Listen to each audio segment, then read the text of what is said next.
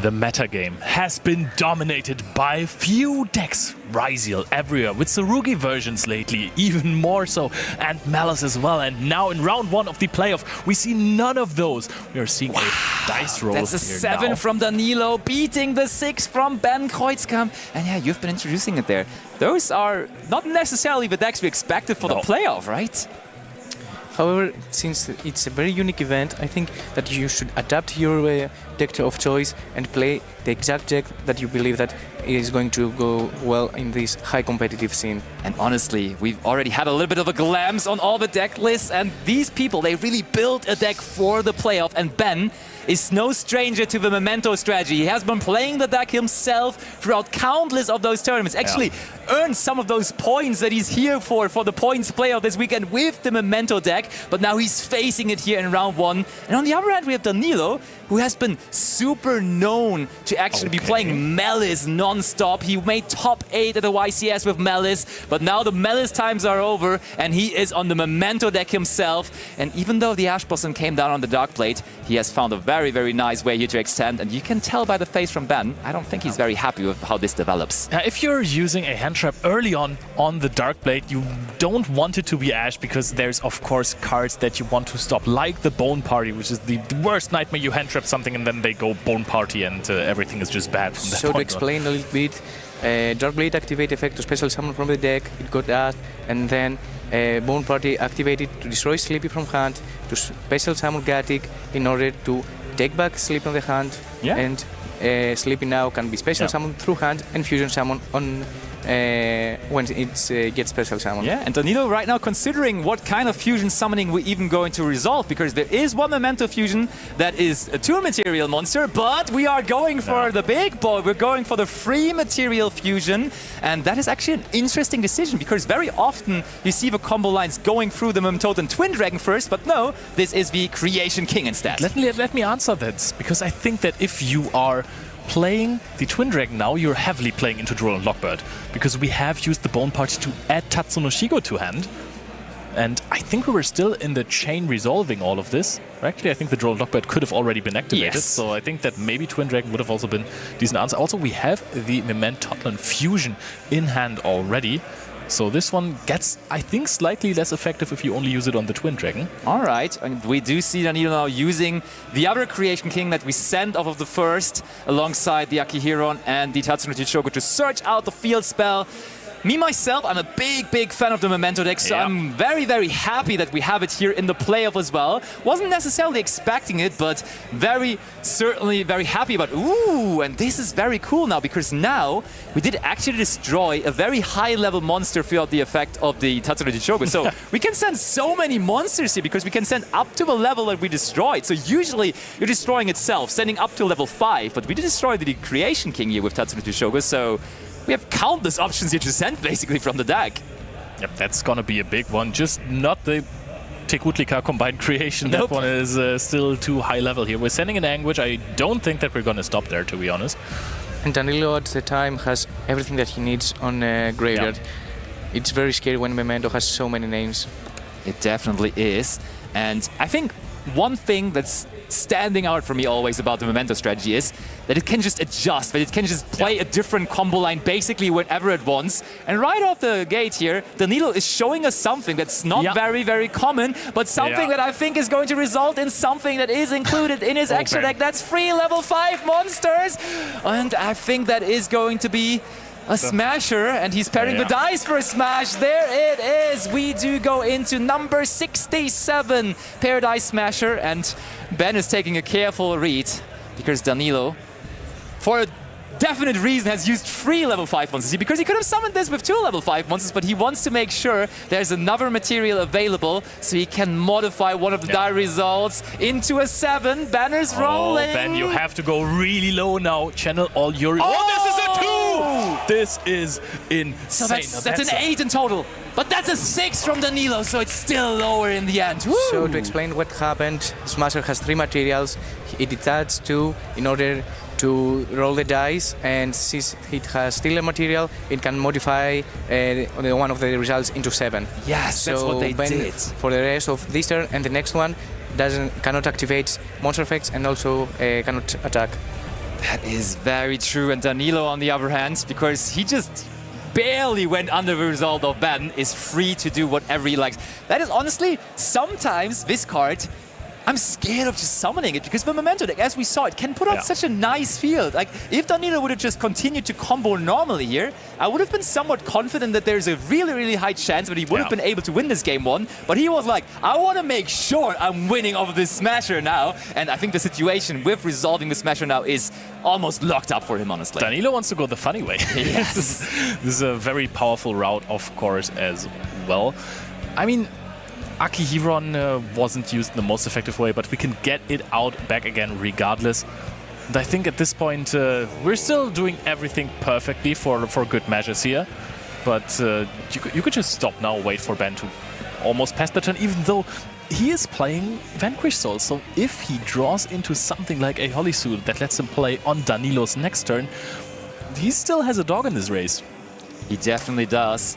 But one thing that everyone at home needs to realize, this tournament is incredibly high pressure. We only have 4 rounds of Swiss.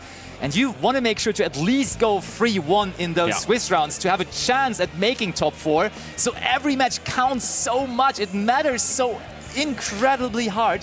So you definitely don't want to start with a loss here. It is a little more forgiving than what we saw at the NAWCQ though, because that was single elimination. So 1 loss and you are out. No pressure.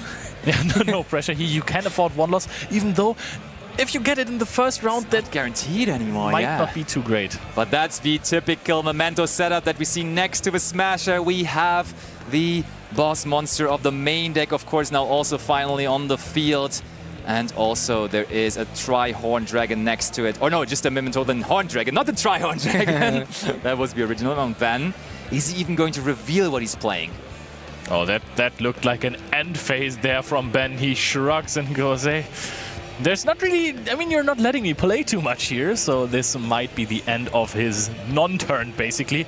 Danilo already wants to play here, destroying the combined creation for Bone Party, possibly in the end phase, summon out an Anguish, and we're very much set up here. Yeah. I really like the fact that Ben doesn't scoop, though. He knows that a single loss, it means a lot in this tournament, and he just wants to make sure that Danilo does everything right, because you never know what your opponent might do. For sure. I think that's, in general, in a tournament, definitely the way to go about it. But in that kind of a field, right? You're sitting there with the other 15 best players from Europe that have performed insanely well throughout the entire season. And I think mistakes and fumbles is something we're going to see very rarely here throughout this playoff. And I think Ben knows that. Still, though, he makes Danilo execute here. He also gets info, obviously. Yeah. At NAWCQ, we've also seen some moves that were not quite the perfect ones that cost players in the play of a game, because there is also huge nerfs to this. This is the top of competition, and you don't always have this pressure. If you're playing a YCS, if you're playing in the main event at Nationals, yes, there is pressure. Yes, you want to win, but this is something you've been working for all year. You have been grinding, you have been traveling, and now sometimes those nerfs can get in your ways. This determines the best duelists, basically all of the skill sets, right? Because keeping your nerves, being calm, that is also very important in the game of Yu-Gi-Oh! Definitely in the toolbox of being a great duelist that wants to reach the highest stages of dueling in the world, which is the World Championship. That is something you need to be very good at. It's not only about the dueling itself, but there's a whole lot of mind gaming and other stuff behind it too. And both of these players here are masters of that, of course.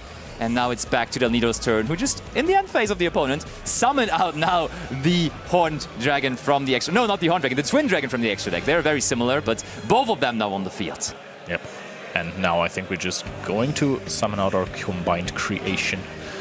I think, do you just go battle phase here? Because there is still a chance that your opponent starts doing something. To be honest, the only thing that you can scare in battle phase is Bestial, so you probably go into battle phase. I think I would have liked to maybe trigger Akihiron here, because if you trigger Akihiron, you could have just also, worst case, attacked directly with the big monsters. But no! Game 1 goes to Danilo, so he gets, for the moment, the start to this play.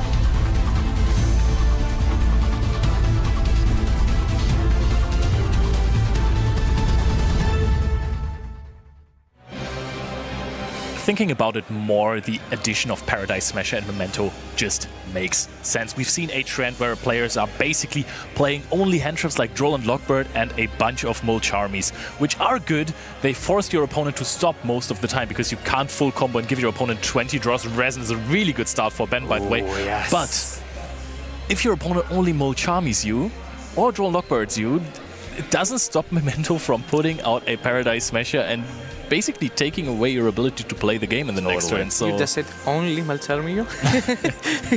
yeah, but if you're playing Paradise Smasher or a Protoss or something, then it's only Mulcharming. And look at this. This is, of course, the first weekend in Europe for a big event that we get to see Vanquish Soul, Holly Sue. And we also drew the other new card from Duelist Advance with it. We have now the Holly Sue in the hand, and we're already activating Vanquish Soul Start there as well.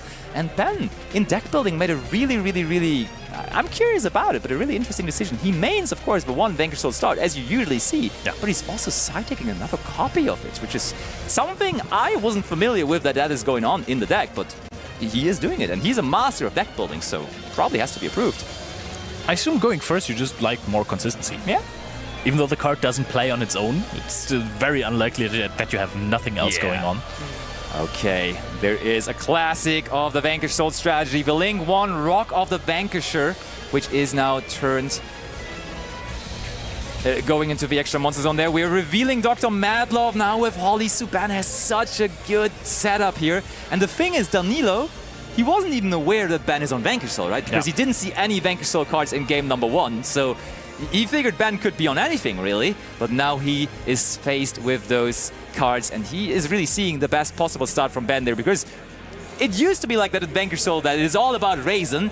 Now you have different ways to go still, because Dr. Madlove all of a sudden also is a one-card starter because you can search for field spell, but still starting with Raisin will give you the best you want, and therefore he's definitely happy with that. Now Jalong revealing a Raisin. That is an Ash Blossom that we're revealing next to it. That's very, very good indeed. But the question is, can Ben now go into his own Paradise Smasher? Possibly. Are we rolling the dice again? Heavy Borger is added to the hand. That is not a level 5 monster. And the problem with that is that Memento usually play Field Breakers instead of hand traps, and if the Smashers, of course, resolve as we saw in the first game, it's probably game.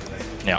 No, I definitely agree. I think if there's one deck that I would want to Paradise Smasher, Memento is far up in the list. Yeah. I think it is definitely one that you can summon this card very, very reliably against, but Ben does not do that. I think we are heading into the end phase, setting one card, and now going back to the field spell. Vanquish Soul Start does not only start our place, but also it does in the end phase set a Vanquish Soul trap card from the deck, and that is one of the most powerful interruptions in the format right now. The Snow Devil, which has 3 different effects, and one of them includes to just destroy all of the monsters on the opponent's side of the field. Actually, it destroys all the monsters on the field, but it protects your Vanquish Soul monsters. Yep, it does. That's one of the other 2 effects. Which means that your Rock of the Vanquisher still gets destroyed. Yeah. Indeed, indeed.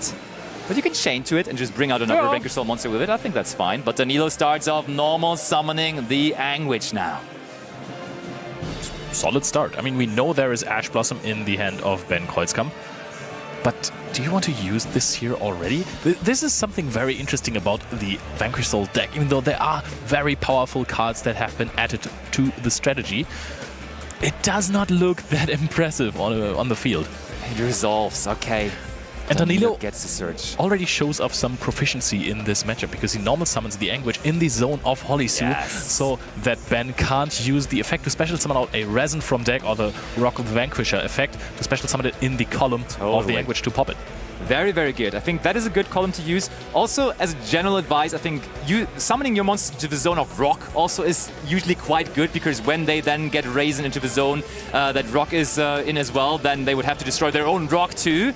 But now, where is that Tatsumi Chichogo going? Is it? Oh, it's going into the zone of Borger. Okay, another monster that's already on the field, so definitely recognizing the fact that there is a Raisin coming eventually. But now Borger revealing a Dark. Let's get a draw going here. So as a general advice, some of the monsters on the opposite side of the field that Vanquish monsters are already on the field, so you can dodge cards like Raisin.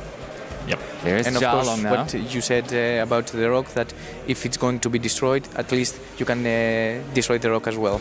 Totally. And I think now we're setting up for the next interruption here. Jialong is going to search for another Vanquish Soul card, and there we have also, of course, the big boss monster of the deck, CAESAR, which nowadays doesn't really feel like the big boss monster. It's rather Holly-Sue that is the dominant force of the deck, but CAESAR is very hard to out. It provides an interruption on the opposing turn. What more do you want, huh? It definitely is very, very good. And Danilo is thinking whether he needs to respond here right now. And I think he made the decision that he does want to respond. And there is a forbidden droplet coming in now. As we said before, Memento is really known for playing more field breakers and not so many hand traps. Sending the Witch, sending another Dark Blade from the hand. So I'm pretty sure we're trying to negate the Jialong and also the Holly-Sue then. But on the other hand, they have Raisin. Yep, we do indeed negate exactly those two cards, but the Rock is still live, and the Rock can summon from the hand. Therefore, the Raisin could still be coming down eventually. But now you've cleared your most left main monster zone again, so you can summon something in there as well to protect from the Raisin effect. Also, I think I've spotted a card in the hand of Danilo, which is Called by the Grave, to answer the Ash Blossom that we already know of. But I find the place of Ben interesting. He has been keeping the Ash Blossom so far. I think that's also partly because he needs the Fire attribute in hand. Yeah, you're right. That is something you definitely have to... Nice call. Yeah, it's an... card economy in this Vanquish Soul deck is so important. Ooh, Raisin now into a zone where no other monster currently is in. So that is sorta preemptive here from Ben, but this card, of course, still gives us a chance to get to CAESAR eventually if we want to. Is it really preemptive? Because at this point, it just feels like Danilo is just not going to summon anything in an empty zone because you have occupied so many zones already. Nice QCR, CAESAR. It's like respecting your opponent, right? Indeed. Also, you want to set up your values probably so that you have the pop on the field already when something activates that you want to get rid of. That you don't expect that Danilo will play into Raisin and summon something under the extra monster zones. Ooh, Ash Blossom on the Tatsu no Chichogo. No time wasted. Called by the Grave, countering the Ash Blossom. Any response from Ben, or is this Tatsu really going to bring cards into the graveyard? Oh. That's interesting. Oh. Ooh, we're chaining the trap card we talked about earlier. The Snow Devil, revealing all three attributes, so the Ash Blossom may not resolve, but now the Tatsu no Chichogo is going to be destroyed in a different way now. And in order for Tatsu no Chichogo to resolve, it needs to destroy a Memento monster, and it needs to have a high level in order to send the proper materials to the graveyard. Absolutely. And I mean, Danilo, after resolving the Forbidden Droplet, there's just not that many cards left in his hand, right? By the way, have we activated the taking effect of Holly-Sue already? It has been negated through Droplet. But because you can bounce it back with CAESAR and then summon it out again. And then your field is full, so you can't even steal. Memento Fusion, though! Yeah. Danilo has gotten a lot of monsters into the graveyard, but have we even... Did we destroy any monsters in on our field? Yes. Our opponent did it for us. True. Our opponent helped us out here. Ben did the destroying part that Memento likes so much, and now Ben is forced to chain these CAESAR to the activation of the fusion. Also, even if we could still get the Holly-Sue on the field, your main monster zone is full. You can't take a monster from your opponent's side of the field. It just does not work anymore. CAESAR being summoned now. May be the last interruption that Ben Kreuzkamp has here. And we all know what Memento does best. It's just dealing 8,000 damage through a full field. So having good resources set up for your next turn, that is not something that is rather terrifying to a Memento player, because they just want to go Akihiron effect, summon Combined Creation King, summon Combined Creation, let's go. Indeed. Just attacking directly, or sometimes using your boss monster even to do piercing damage. I mean, there's a lot of monsters, and when we get to the point where actually the Creation King can just attack all the different monsters on the opponent's side, or the Combined Creation rather, just combine the Combined Creation with the Graveyard effect of a Total and Bone Party, and all of a sudden all of those monsters may look cool, they may also just get all attacked over, and that's a lot of damage in total when a 5,000 attack point monster is attacking, actually. So there is a couple of cheeky ways for his Memento deck to even win through a big field. And we will see whether that's the case here. We haven't even used Gatic yet. Right now doesn't really look like we're going to see an empty field. However, there's something that I find interesting, that you can use the SP Little Knight effect to banish something on your turn. and still OTK with the Bone Party and the combined creation. Just because you talked about the piercing damage, and Espinilla doesn't say that your opponent doesn't take any damage anymore, it just states that you can't attack directly. Ooh, Sleepy onto the field. And really, Ben had so many things planned, and still Danilo got to this point. And sometimes it really feels like when Memento does get to this point, it's really, really tough to stop it altogether, because this card alone is going to search for 2 different cards here. Yep. And Danilo still has the Memento Fusion in the graveyard. Yes! And we now also have established that Fusion Monster. The thing though is, with the Fusion Monster, we probably maybe want to go after the back row, because the monsters cannot be destroyed by card effects anymore due to the Snow Devil resolving, so it's not doing much against the monsters, but it could still be going after the set card that has not been revealed yet. Basti, what could this set card be? That's a good question really at this point, because there is not that many cards left for Ben even that you would be running in this deck, because the deck is not running that many different trap cards, and for going first things that Ben is running, there is something like he's actually making the decision to run Shared Ride in his side deck, but at that point, I think we already have surpassed that moment, right? Because there was searching, and therefore I don't think that is going to be that set card. So, honestly, looking at his list, all there's left is a bluff. Really. Shared Ride is a card that has been less popular than the counterpart Mistaken Arrest. However, if you're playing Mistaken Arrest in Vanquish Soul, you might not be able to play yourself. True. So there's also Vanquish Soul Continue, a card that has been included in some of the Vanquish Soul list, but it is not in the list of Ben, actually. Basti, it has a question mark. You have to... Okay, he did not continue but by putting that card into his deck. That's true. Oh, and Danilo.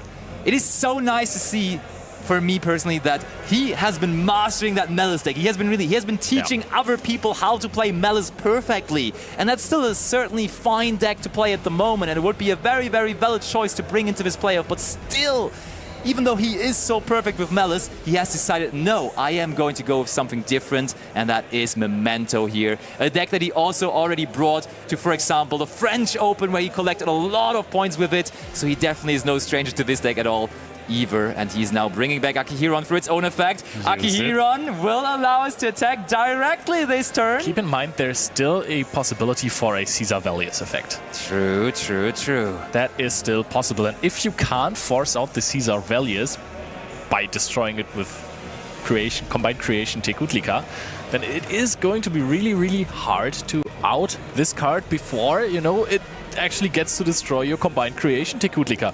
So there is still a chance for Ben, or maybe it even looks good for Ben right now. We can't really see the hands of both of these duelists. Haven't we used Anguish so far? We milled Bone Party. Okay, someone wants to go for piercing damage.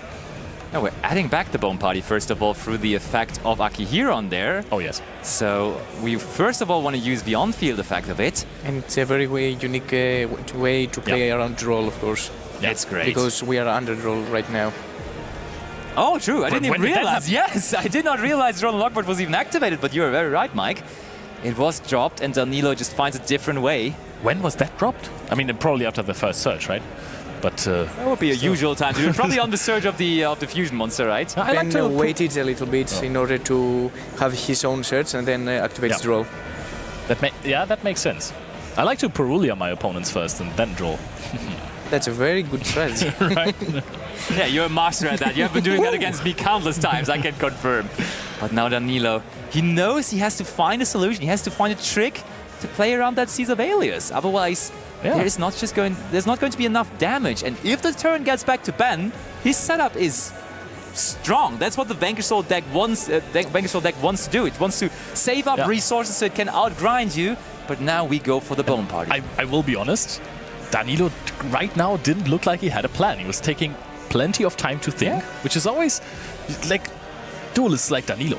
They know their lines. If they have a clear plan to win the game, they're just going to play through it in no time. Especially something Maze would be interesting, considering that Drawn Lockbird was activated. Yeah, because this is why how Memento plays.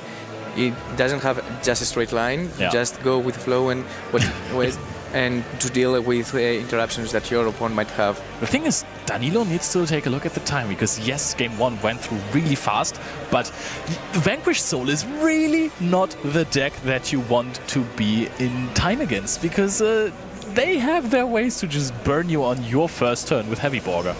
That is true. And I mean, a very funny way, actually, even on your own turn to protect your monsters from targeting is the Mentotan Goblins. Yeah. Sometimes you see that. That's a quick effect in the main phase on your turn, on your opponent's turn. The problem, though, with Caesar Valius being, it does not target. Therefore, it's not much of a protection against bad cards specifically. And I think Ben right now is massively profiting off of the fact that Caesar Valius is a quick effect whenever, right? Like, he can just wait for the battle phase whenever Danilo just tries to get there. It looks so cool. It is just chilling there at the very moment. Oh. It's getting gloomy in here. Ooh, maybe we go for... Oh, Celine. There we go. Wonder what can happen now here. Oh, I can see something very, very cool happening here. How about Underworld Goddess of the Closed World to get rid of the... Oh, wow. Of the Caesar Valius before it can use its effect. That looks like a Link 4 to me here from Danilo's side. Which one is it going to be? Oh, he's checking his extra deck. Did he maybe forget about a card? Oh, wait, no. You can't do that anymore. You need 4+ monsters. You saw the Goddess. But I mean, now at this it point is it's a Access little Code late. Talker. But Access Code Talker can also not deal with the Caesar Valius because we're all protected. Yeah, that's true. Oh, Danilo. I think the Underworld Goddess could have done the trick. But then you have to link away your Creation King as well. And that also does not give you enough damage. So very tough one. What was it? What was it the entire time? It was a bluff. I guess we drew the extravagance off of the Heavy Borger, and then we may as well just set it as some kind of a scary card, but Danilo now made sure to just get rid of it instead. Bring back the... You know what would be funny if now too? Ben doesn't have the correct attributes for Valius. That's actually a factor. He's scaring this effect the entire time, but maybe it just actually is not there. Earth, Fire and Dark. We have only seen Resin and Ash Blossom in his hand. Both have been used already, so not in the hand anymore. You need Earth, Fire and Dark. We have the Holly Sue in there. I think we have seen a Dr. Madlove. And the Jiaolong is also on the field. And to be honest, I think this is game actually. If he does get into the battle phase and there is no response from Ban, he can attack directly twice with those big 2 monsters, and that would indeed be the game. I think we're in the battle phase. There's no world. Okay, effect Caesar Valius to destroy the one scary monster with 5,000 attack points, so Ben is securing here that he will get another turn. And that is huge for him because we have talked about it so much. The follow-up from Memento, or from Vanquish Soul, is massive. And sometimes, you know, you are ignoring the best effects of cards, like the Vanquish Soul Snow Devil. You're like, wow, this destroys all monsters on the field. Yes, but it also protects yours for the rest of the turn. It doesn't say destroy all your opponent's monsters. It says destroy everything, but your Vanquish Soul monsters are protected. And that is so good. That stopped Danilo from winning this turn because it looked really, really good for them. And this is why Danilo couldn't activate Access Code effect, banishing Celine to destroy Caesar in order to force its effect. And as we saw, Ben kept the effect of Caesar and waited for the right moment. That hand movement from Danilo there, I may as well pass. There's nothing left in the tank. Your turn, buddy. And Ben confidently nodding, drawing a card for his turn now again, back in the driver's seat. Almost drew 2 there. Disaster avoided. But now starting your field versus only 1 interruption, basically. And I don't even know if there's anything in the graveyard for Danilo here. Couldn't summon back the Tekutlika as well.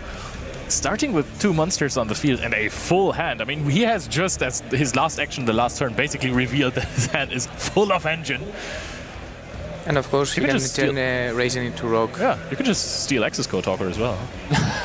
That would be very funny for sure. I mean, then you still have to get Link monsters to the graveyard, but he has Rock. Yeah, there's at least 1. That's true. And I mean, worst case, if you have to, you can just banish the Access Code Talker as well. Trades really well into everything too. And there is now, there is the second copy of Vanquish Soul Start. The first one was already destroyed earlier on, but now the second copy, maybe also coming to the surprise of Danilo here, but we go again. So the second copy might also be to play around Ogre in the side decks, since you want to grind, and if the Ogre your first field spell, you can also access the second one.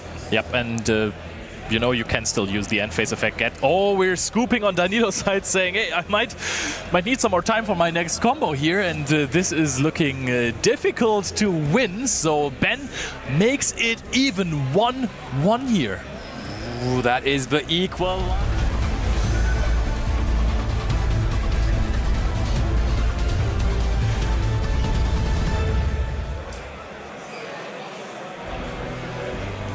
All right, scores are updated as well. In the last round, it showed 0-0, but Danilo has, in fact, Paradise Smasher to... Whoa! No way. Danilo, no. No way, that is unplayable. Oh my, I think Danilo has no cards to use there. He sets one card and look at the face from him. That is not what he wanted to do. At least Ben had to waste that one Perulia. Still, I think Ben is happy with the outcome here, and he looks at just one sad card on Danilo's side. It's a water monster, who cares, right? You can discard those don't help. Look at the smug on his face. Oh, yes. He is happy with... No, he's not happy with what's going. Oh my, what is going on here? Back over to Danilo, and he found a play with the Tatsuru Chogo. Well, how is that even possible? Both of these decks built so extremely well, but still at the very moment where they need to shine, none of them able to produce anything on the first turn. So welcome to Time Wizard format. Ben also needs to have something in his hand, right? If he can't play, and the hand of Danilo doesn't provide any extenders. Ash Blossom is being discarded. That's it for this turn. The for now. battle phase. 1,350 damage to your face of the monster that none of us casters have pronounced correctly so far. It's a hard one, though, that's for sure. It is a hard one. Okay, first damage in this third game. Clock exactly on 10 minutes now, too. And turn back over to Ben. Does he find a play? He desperately needs one, because next turn, the Tatsu is ready to use its effect once more. Oh, what is this? Snow Devil on our very own turn now. Not very common to see that. Revealing Jiaolong. And that is already good. You're revealing a card, so you can special summon Jiaolong. But you can also just special summon it with the effect of the Snow Devil. All right, now we kind of have to... The only problem right now for both players is that since both of them bricked, the only logical assumption that you can make is that both have hand traps and defenses. Oh, what are we revealing? We're revealing an Ash Blossom. The thing is, if he had any other real card to play with, I think he would have special summoned that and not Jiaolong, because Jiaolong can special summon itself after being revealed. Exactly. And the only thought that Danilo probably now has is if he's going to use a hand trap or another defense. Wait, this is so funny. We're using the Jiaolong effect to change battle position here. We're only revealing a fire. Oh, yes. So he's not revealing two fire, he's just trying to change the battle position of Tatsuru Chogo. But still, Danilo decides, I don't want that to happen. We're negating it with the Forbidden Droplet. And the Akihiro in graveyard is actually crazy now. True, because that actually provides you some extra defense. What an interesting game we immediately get here right at the start of this Friday, right at the start of this weekend. I mean, usually those are the situations where Vanquish Soul really thrives, right? You get so much value out of your cards. What are we going to? Normal summon Ghost Ogre. What are we playing in the extra deck here? Stardust Dragon, perhaps? I'm afraid that might not be the card we're going for, but instead it is the SP Little Knight. And that cannot even use its effect to banish, but it can attack over the Tatsudo. Oh, and there is a MACBOOK now as well! Desperately trying to get a light or dark monster into the graveyard, and we now have that. Oh, he can go for Promethean Princess. Ash Blossom on the MACBOOK here. Okay, no Promethean Princess this turn. It also wouldn't make too much sense, if I'm being honest, because we've also attempted to use the effect now. Yeah, and there also is no Promethean Princess. Now Akihiro comes back in attack position, and I mean, that's big enough to not be run over by the SP Little Knight anymore. 1,700, and now, oh, what is this going to be? Is this maybe a second SP Little Knight? It is a second SP Little Knight from Ben. So we're banishing the Akihiron. Honestly, maybe Ben was happy about him summoning the Akihiron out there, because now Danilo once more really needs a good top deck. And is he going to get it? What a top deck that is! In hand, though. We revealed the Ash Blossom in the last turn for Jiaolong. So this is a card that Ben is probably quite happy to see. And Ben, no time wasted. Ash Blossom and Joy Spring has been a staple in so many decks, and it still is. Back over to Ben. He is ahead in life points already. 1,600. No play found by Ben Kreuzkamp. Also, the SP Little Knight in the extra monster zone makes it kind of difficult to play. Danilo, do we have something now? There's no play! There's no way! And Double blade big enough to attack over the Little Knight, and then we can play in main phase 2. But now Danilo needs to be quick because he is behind in life points, and Ben is currently ahead with only 6 minutes remaining, and Danilo now going turbo mode. Anguage coming down. Oh, now Danilo has to be really, really quick with this one. Ben is just nodding, knowing this is not looking good here. Twin Dragon is being fused from the hand. Oh, we're going full speed now. Danilo on the Memento combo. And I remember Danilo actually, I saw him practicing speed running the Memento combos. He was trying, how far can I get? 1.5 minutes full combo, no problem for me. Let's see whether he still has it that quickly. Because we should not forget that time is on the round and we have 6 minutes left. The big question now is, do you even need to go full combo here, or is a half field enough for you to win this game? Sending the Gatic here with Twin Dragon and another Tatsunoko Shiga. This just smells like a Paradise Smasher again. We go... Oh, we don't have Akihiron in the graveyard anymore, so this might be more difficult. Yeah, I don't think we can go for that.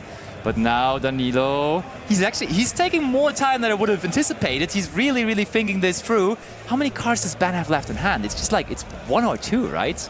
It looks like 1 at the moment. But we get the fusion going now as well. Danilo, what are we going for? That is a Link too, so that might just be our very own copy of SP Little Knight now. The most played card in this first round, honestly. Ben played it twice, and now Danilo also with the SP Little Knight. He's also playing a Gava Dragon in the extra deck. He is. Just, oh my, this is... Just shuffle them back, go for the fusion monster, and just try to waste as little time as possible. Creation King sends another copy, sends a fusion. Imagine the pressure that Danilo now has on his shoulders. Yeah. It's unimaginable. But I think this is kind of a relief pressure, right? This is the good kind of pressure. If I do this correctly, I'm probably going to win the match. But this is when you do most of the misplays. Yeah. When you know that you are winning and you feel the pressure of time. But I mean, let's face it, what a crazy top deck that Darkblade was, right? Because a lot of other cards don't really play through the SP Little Knight, but the Darkblade just being big enough to attack over it and then combo in main phase 2, that was absolutely the best card he could have really drawn there. Would you expect less from a World Championship playoffs? Yes, of course. He wants to go to Worlds, so he has to get the best top decks in as well. Now adding back 2 spell cards. Is this maybe enough? Honestly, Danilo, this seems sufficient. Just maybe pass like this, really. Set the 2 cards and pass it over, really. Oh, no, okay. I was going to say, maybe the combined creation would help as well. Keep the Anguage in the graveyard, of course, so you can add back Maze for an extra take in the next turn. 4 minutes left. Good. 4 minutes is still, I think, good enough to pass here. He seems so chill with it as well, right, Danilo? He doesn't even seem bothered by the clock. Now going into a quick shuffle, though, and Ben wastes no time either, draws for turn. What card can you even find here on the side of Ben? Razan, would it do anything? No! It is Danilo winning the first round. You see, he's locked in. He's nodding his head. He knows that is what he needed to get it going here. He wins round number 1. Only 1 Italian player here in our chain. So I couldn't droplet for free because I knew to win I needed a card to send for Sleepy because I needed to keep the Twin Dragon on board to keep playing. And I figured he didn't have a nerf attribute, but I couldn't really deal with it because I only negated Jiaolong to prevent like something extra, and I forced him to use Rock. And when I summoned Axel, I realized I made a mistake. I was trying to go for Goddess, but under draw I was missing a body to go for it. So I probably should have made SP to force out Caesar, and then I should have summoned the combined creation, and then use Bone Party to do piercing damage, attack everything. That was the line. But I had to go SP Crush into a monster before I could do that. Sure. So you think maybe this wasn't quite right because the Caesar Valius was protected there by the effect of Snow Devil that was activated? Yeah, at that point when I made access code, I realized I made a misplay. I just banked it on maybe he could make a misplay back on me, and it didn't work because, I mean, he's a great player. And the set face down, was that, did you think it was going to be something relevant? No, but at that point I might as well just destroy it. Okay, so it wasn't the bluff that caught you out there, you think it was just kind of too much going on? Yeah. Okay, and then in the third game here, this was like incredible what was going on. You both passed your turn. Yeah. I mean, the Memento deck's known for being very consistent, but maybe not in this case. And then here in this game through, we had this very weird-looking turn. We're summoning a Xiaolong using the effect to switch, and then you end up negating it, and then he's normal summoning. How did you navigate this turn? Because it was completely unorthodox Yu-Gi-Oh! Yeah, no, I was just trying to protect my horse, even if he had Ash Blossom, but if he sticks to the board, force out the Ash Blossom, maybe I draw into a play, which I drew into pot, which would have been live if he didn't have a way to deal with the battle phase, which he had Magnamut. But yeah, my goal here was just to protect horse as much as I could. Okay, so protect the horse by keeping it in attack, because if he switches it to defense, he can summon the new... I was hoping that he would go for an attack just directly, but he played around droplet by activating effect to switch, and I had to droplet anyways at that point because I was going to lose it. So I figured out I might just send to the graveyard Acheron to get a little floating going on. Sure, and were you expecting what was going to happen afterwards? This like 2 SP Magnamut? Not really, but I could have seen coming the moment he grabbed his extra deck after the battle phase. Fair enough. So, and I think maybe the pivotal moment of Game 3 here we saw, after all was said and done, there's just an SP, and you drew the perfect card here, Exactly Dark Blade. that, yeah. Because he's more attack than SP, and I can just play the game freely, yeah.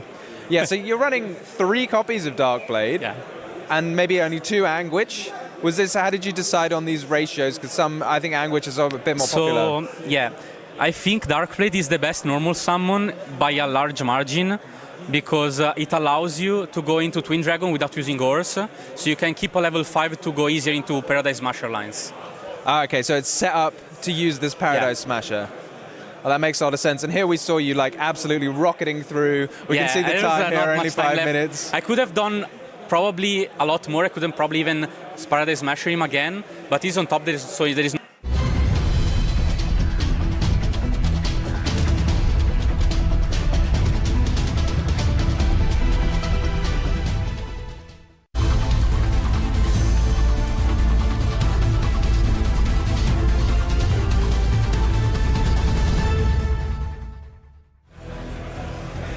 I think at this point you could call Julius Schwarzkopf the Prince of Yu-Gi-Oh! Oh, yes.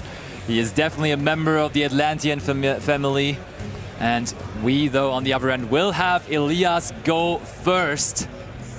But he will have to deal with that Molcharmy Purulia thrown down in the standby phase of Elias. But Malice is one of those decks that has at least the ability to not care about Purulia too much, and we do start off with a card that plays around it so perfectly well. Gold Sarcophagus, such an old card, but really so good in his Malice deck, of course, still. However, with the newest version of Malice, you should adapt the combo, since both Hare and Secretary cannot special summon themselves.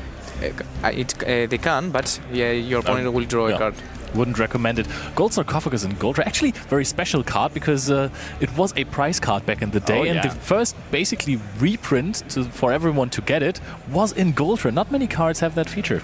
Just some random law. The most random law I could think of. Crash Card Virus is another one, right? Yeah. Isn't it? Yeah, there's a couple from back in the day. I see a pattern with these prize cards. True. Something more recent, something very recent actually though, is the Malice deck toying around with different trap cards in the main deck. Or no trap cards. Did you just see that White Rabbit? Because probably Malice are only on MT7 those days, and probably the set card that it has been hard draw is MT7. But yeah, I mean, that's a big thing, right? Because I think last weekend, or no, it's actually 2 weeks ago now at this point for NAWCQ, people were on GWC again. Like, people were playing that card. I think for sure, Julian, for example, qualifying for North America, they used GWC for sure.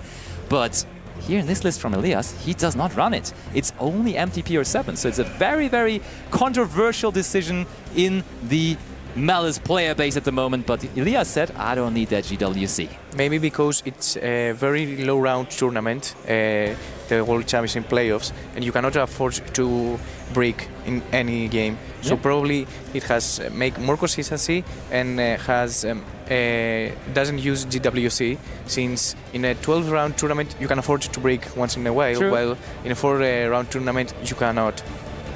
I can see that. I can see that, and now we're going to get Red Ransom back. I think we've chained the MTP to our Red Ransom. And Julius looking sadly at that Perulia in his graveyard, truly not doing what it was supposed to do. Not the matchup you necessarily want to have it against. It's so good against Varisial decks in a room. It can be really good against Vanquish Soul too, even though that deck also has quite some features to play around it. But against Malice, it's really... You do still want to include it probably, because it just makes them play differently. Yeah. But they're able to just do such a big combo even without summoning from the hand, or summoning from the hand once. There is now an Ash Blossom and Joy Spring on the Chassis Cat, meaning though that Julius also is down to 3 cards only in his hand. Yeah, I think if you're Ilias, you're fine with it. You get to combo off basically freely, and you know that... Oh, your normal opponent- summon. Julius gets a card. That's interesting. I think we're going to the White Binder here. That would be the next logical step. Yes, you can banish the March Hare back. So the Perulia actually didn't do too bad of a job. You've got to draw a card and your opponent has to adjust the combo, so it is slightly more fragile, I would think. Chassis Cat, such a good card that even though it doesn't play on its own, it's not your best starter, it is so important. Gets you so many draws throughout your day. I was going to say combo, but then I realized it's just 2 in your combo. But totally, this card super strong, and if your opponent ashes it mid combo, that's so fine. Like, if I'm doing a combo, I would say I would rather activate the effect to discard 1 card of my opponent's hand than draw 2 cards if I'm already in the combo. And also helps you play around a lot of hand traps. Is you just normal summon Jessica to activate the effect, probably to bait an Ash or any perm, and then just going to link 1 and summon her. Ooh, I was going to say, where are we going with this? That's it. Because you can't use the March Hare from hand, you give up a draw, and if you go into Topologic Bomber Dragon then, you don't have it in hand anymore. Then you will have to use MTP without banishing anything. To be honest, Bomber Dragon has been kindly off the meta right now, because many Malice players do not respect anymore Chaos Hunter, which is a very big mind game for this tournament. Because if you know that Malice players do not run anymore Bomber, you might bring back Chaos Hunter and catch people off guard. Agreed.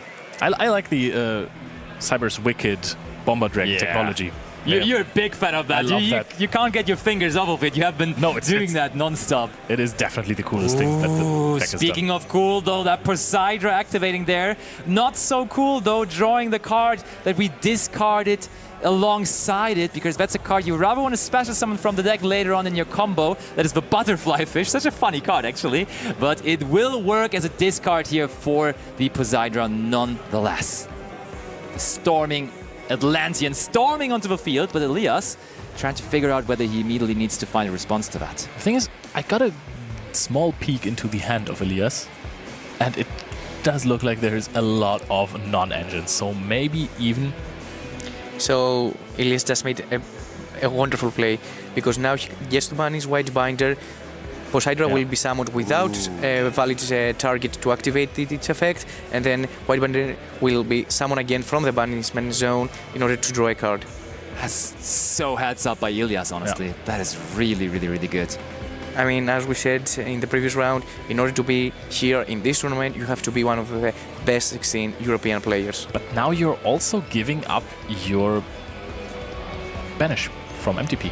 Okay, Butterfly Fish back into the hand. I think it's still fine, though. Just giving Julius less chances to get those water monsters into the graveyard, I think, is a very, very smart thing to do. Especially when you see that she discards a bad target for Poseidra. That is a very, very good point. Now White Binder is going to activate here. Don't think you can get any more interactions out of this here, but Ilias also, what I also like about this, I've seen the Drone Lockbird in his hand and then getting rid of the MTP effect and the White Binder drop before your opponent searches anything. It's also huge if you can Drone Lockbird them. Okay, we are now going to banish V-Red Ransom, and it will be coming back immediately after. The French community has been really, really, really big on the Malice deck. We saw a lot of French players being very successful with the deck, so no surprise to me that Elias is playing it here in this tournament as well. He has been grinding with this deck throughout the entire year to get to enough points to be qualified for this playoff. And it does look pretty alright here in this first game of the second round. But Now Julius always, out of nowhere sometimes, seems like he's able with this Mermail deck to just still overcome opponents' fields. He is really one of the best Mermail players on the planet, I want to say. Really has perfectionized playing this combo deck, knows the ins and outs of it, and therefore to me it was no surprise that he was bringing this again here for the playoff as well, which sometimes can be a little bit of a problem too though, right? When you're going into a 16-player tournament and everybody basically knows, hey, yeah, that guy is probably going to play Mermail again, of course you might be able to prepare beforehand, but there is now an Abyss Tears from Julius. Ooh, but there's Ash Blossom on it as well. But we still haven't normal summoned yet, so maybe Julius with a Corral and Moni and another normal summon is able to do something here. And also, there are 2 11/7 water monsters on the field. Yeah. Very true. I mean, this seems like it could still go somewhere. And not to be disregarded, Ilias is only on 4,100 life points. That is not a super comfortable situation to be in because, let's face it, if you're not playing GWC, you're never gaining life points. So you are just lowering them consistently. Is that a battle phase? No. That's actually a very valid point. Is it in the side deck? No, it's not. It's just nowhere to be seen for Ilias. Oh, you have to play really quickly through the entire tournament then. Yeah. For sure. Okay, Julia's really thinking this one through. He has the experience with this deck. He just recently again made top cut at German Nationals with this deck. He really has all the hours in with this deck. He made most of his points throughout this season with this deck too. And he wants to now, of course, make his ticket to the World Championship with this deck that is so close to his heart as well. That is really funny. Abyss Stride usually is of lower attack than the Malice monsters, but as Red Ransom points to the White Binder, you actually have a 2,800 attack beta. Ooh, but we turned it into another monster with the quickness as well. That's a breaker. That is something that, I mean, Leo, we're getting to attack points here quite quickly, but there still is the March here in the graveyard of in the hand of Ilias, right? That is still something we can probably work with. Ilias. Oh, and there also is an Nibiru, the primal being. Okay, though, will be stopped by the Dominus Impulse from Julius. All right, is there maybe a world where Julius really, with so little cards, is able to get through this? To be honest, Poseidra has an amazing effect going second. Yeah. So I really believe that Julius can have something in his sleeve in order to play around Ilias field. The thing is, versus most decks, you really have to win the game. You can't leave them hanging on 100 life points and then give them another turn. Versus Malice, especially without GWC, you just leave them super skill drained. They are mind drained, they are everything drained. They can't just use their effects anymore. True, yeah, getting them very low. Like, usually the number where it gets critical is like 1,200. When you get them on 1,200 or below, they at least will have to come up with something. But if you put them like even on 500, it's basically impossible to still get a real worthwhile combo out of the Malice deck then. So it's a dangerous thing to just not play GWC overall. Let's see how well Julius can capitalize, and he's currently thinking about how to resolve the effect of that Poseidon Abyss, the Atlantean Dragon Lord. That's, by the way, a bunch of cards in Ilias' hand. It's like 7 or 8. Ooh, sends Shadow Squad. Yep, and that is going to bounce the entire field here. Back to the extra deck as well, so can't even banish them out of the graveyard anymore. Summon Prince. That is looking good. We've already played around Nibiru, and now... you know what, Leo? I think Ilias might have done some... The Nibiru might have been a moment too early, because imagine they resolve the Poseidra, put all of your monsters away from the field, and then when the Prince is on the field then at that point, before it can use its effect, you use the Nibiru, and you have no cards on the field, so they could have not used the Dominus Impulse from the hand. 100%. Now, though, you're left really with no monsters at all, and you cannot use the Nibiru anymore. Therefore, Julius, all of a sudden, as he usually does, may be able to run away with this by now also summoning out the super ancient Deep Sea King, Coelicant. I think you're 100% on point there. It just feels like that, and Julius really was happy that the Nibiru was used there. You could really tell he was so happy, immediately slamming down the Dominus Impulse to counter it on the spot. And now with still a bunch of water monsters left on the field, bringing back Abyss Rhine now. And I think at this point, the good thing about Marcha for your opponent is that it's only going to be used in the main phase, so you can, at any point when you have game on the field, just say, hey, I want to enter battle phase, and then they have to use March, and then you can still clear off everything. And now we have the LAVALIER Dragon. The Virtue Dragon. The Virtue. Oh, and it is using its effect as well. What are we trying to bring back here?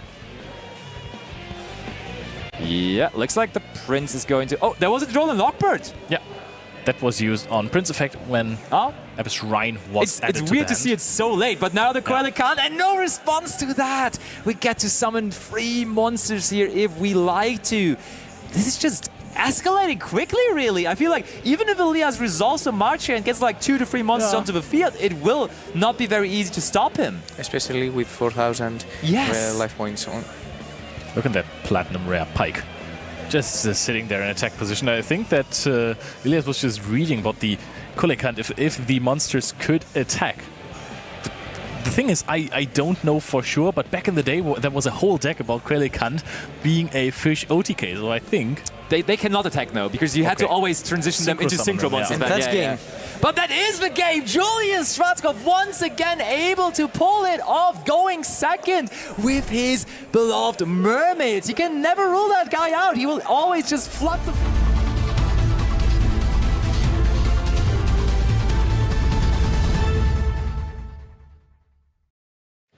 I'm a big fan of DD Crow as well. Of course, yeah, the Bestials, they do a lot more than the DD Crow does, but they also have a restriction. Your opponent has to have monsters on the field. With cards like the Mitsurugi cards, you can play around Bestials, right? Like just tributing your Murakumo when you have nothing on the field. Elias, there's not that many Not traps again. he can set, because, as we said, there's no GWC, so... Okay, there is possibly an MTP set, though. That would be crazy if he drew the MTP again, though, and then he can't use White Rabbit once more. Now the Dormouse bow, and I think I saw a card sparkling some interest there in the hand of Julius. Oh.